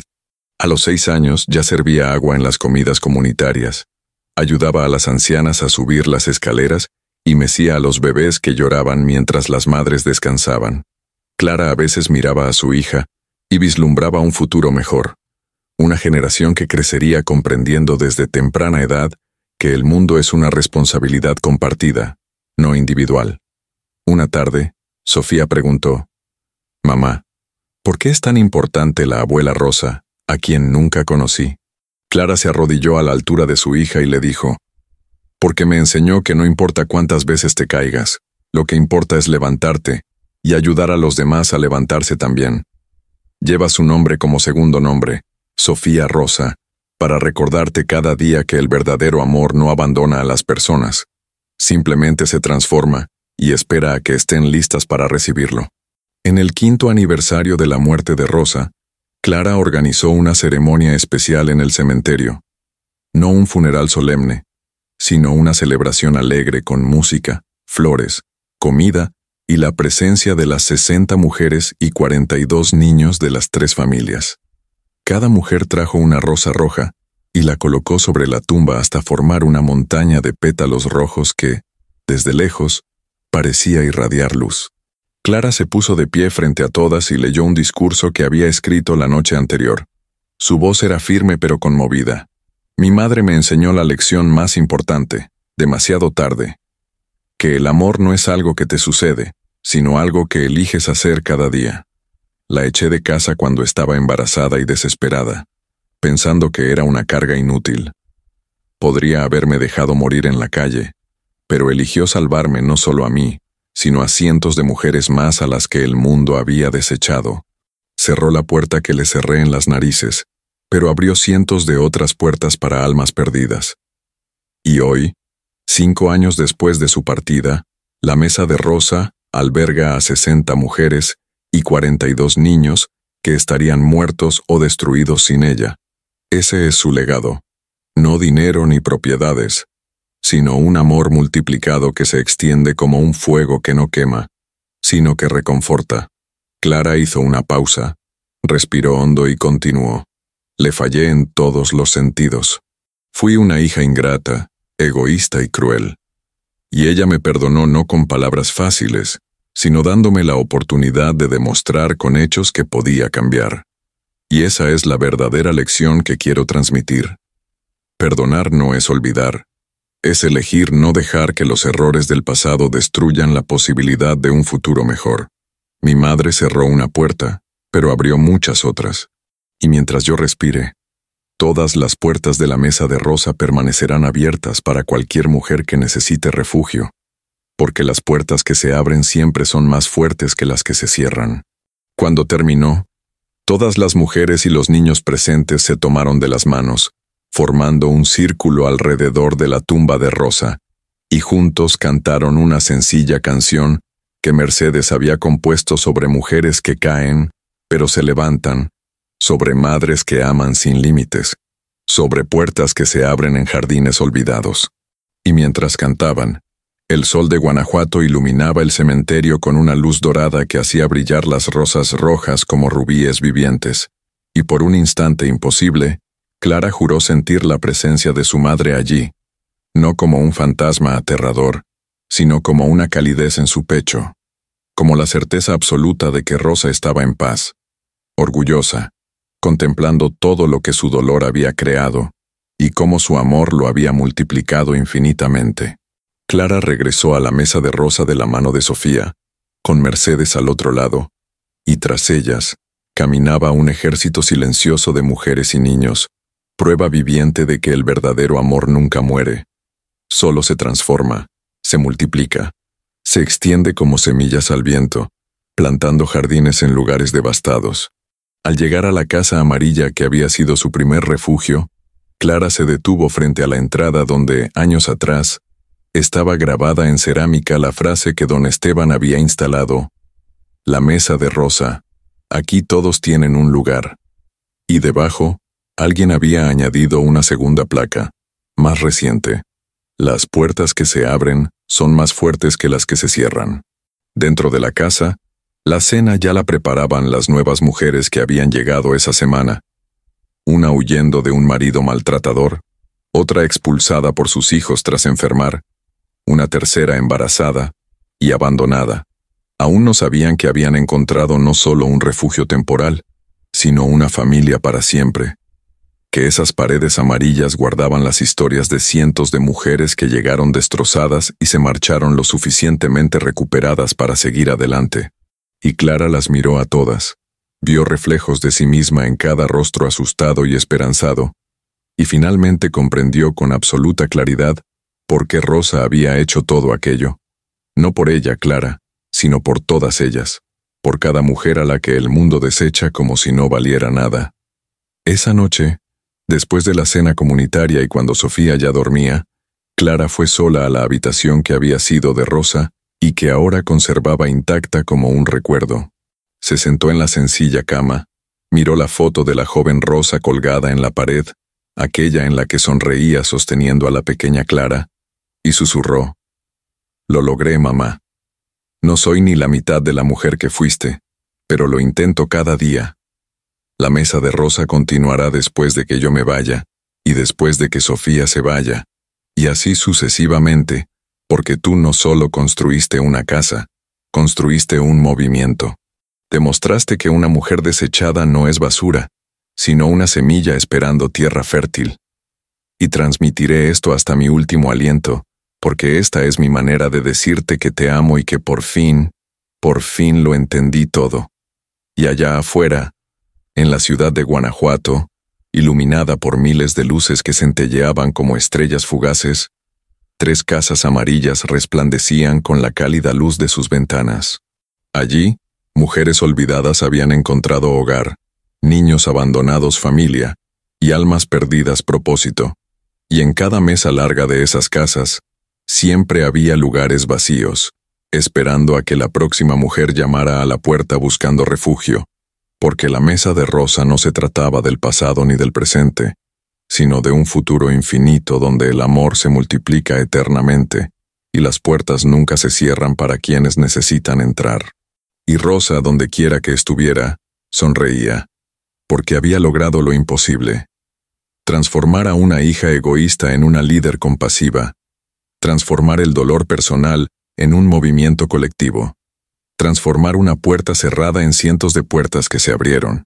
Su cuerpo había muerto, pero su espíritu seguía vivo en cada sopa servida, en cada abrazo dado, en cada mujer que entró rota y salió sanada. Había comprendido el secreto que pocos entienden. La inmortalidad no proviene de ser recordada, sino de crear un amor que se perpetúa a sí mismo sin importar quién lo inició. Y mientras haya una mujer que necesite una mesa donde sentarse, la mesa de Rosa existirá, eterna, abierta, esperando. Si esta historia te conmovió, si lloraste y sentiste cada palabra, suscríbete a este canal y déjanos un comentario contándonos: ¿alguna vez has tenido que perdonar a alguien que te hizo daño? ¿Alguna vez has tenido una segunda oportunidad que no merecías pero que te cambió la vida? Recuerda, Rosa nos enseñó que no importa cuántas puertas te cierren en la cara, lo que importa es cuántas puertas abres para los demás cuando finalmente tienes el poder de elegir. Sé la rosa en la vida de alguien. Sé la puerta que se abre, y nunca, jamás lo olvides. Las puertas que se abren son más fuertes que las que se cierran. Gracias por escuchar esta historia. Hasta la próxima.